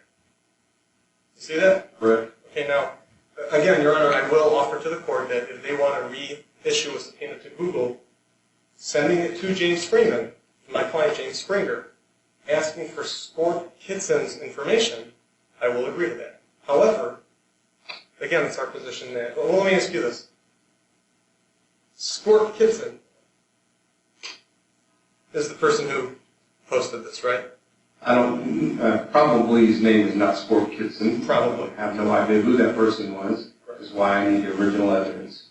It's on Google, that Google has. Well, let's not get in a fight again about who posted what. I mean, I think we've cleared that up before. That there can be a distinction Okay. I'm going to ask I one think we're question all on about the this same just page. because I think it goes to the purposes of good faith. Okay. Wouldn't it make more sense to submit a request or a warrant to Google requesting Sport Kitson's information and not James Springer's information? We're going to get there, sir. Can you answer the question? I just did, yes, absolutely. We're going to get there for all of these. We've stopped because of all of this mess. But you can get everything you need by subpoenaing Sport Kitson without going after James Springer, right? No, No? it's not true. Yeah, we've been down that road too. We have, Okay. just so we're, thus far you submitted a warrant request for, an affidavit, a warrant for James Springer, but not for Sport Kitson, right? So Sports Kitson is being investigated by the FBI. Can I just? So the answer is yes. No, I'm not. Sports Kitchen is being investigated by the FBI because it's considered interstate, and I'm not sure what they have done with it. If they find that it's a person from the state of Texas, then they will give it back to me. So I can only assume at this point, since they haven't come back to me on it, that he doesn't live in the state of Texas or they got something different. I don't know.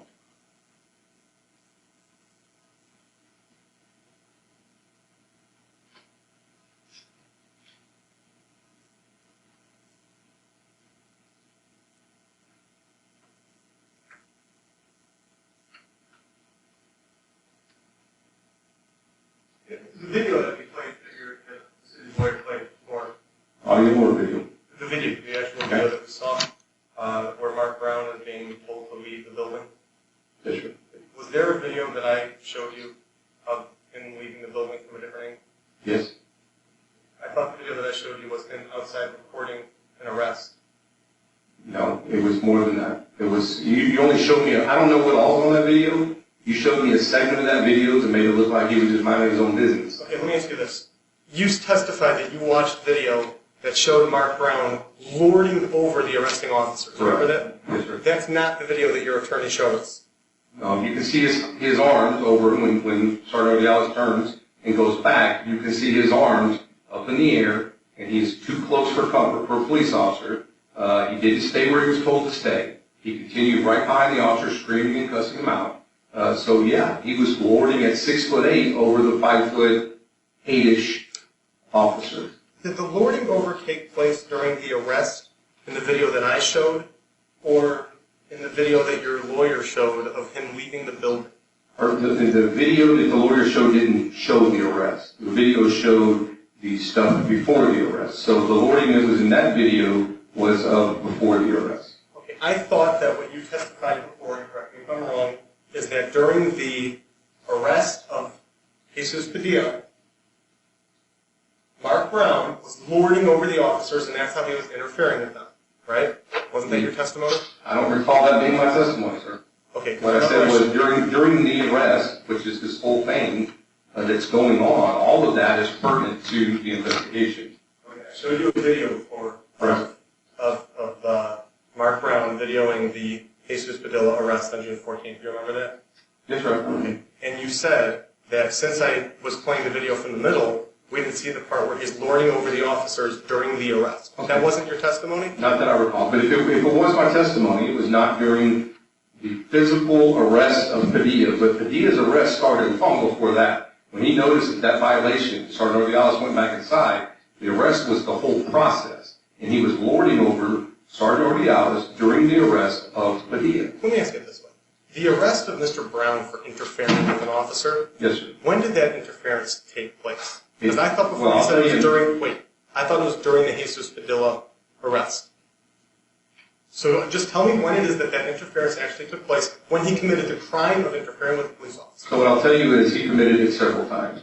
When he was told where he could video from, gave him specific orders according to what the DA's office has asked us to do in these cases, gave him specific orders of where he could videotape from. And as soon as he turned around and came right back on his back, screaming and hollering at him, that's interference with the duties. He's already interfered with the duties of that sergeant.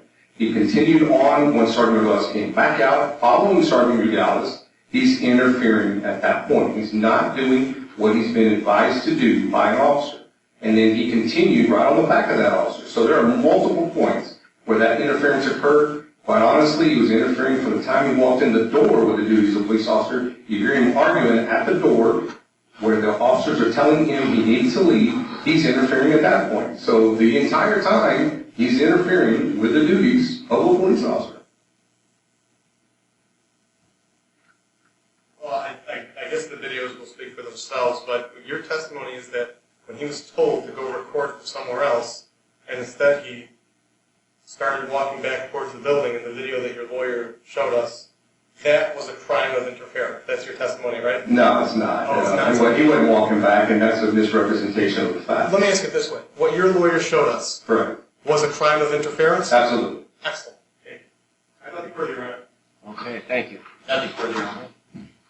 And I'm sorry, if you could just be clear on the record, we ended that video at 1:51. Is that what you all recall as well? That's correct. Okay. I just want to be very clear. Okay. All right. Thank you, Chief Salvaggio. You may step down. Thank you, sir.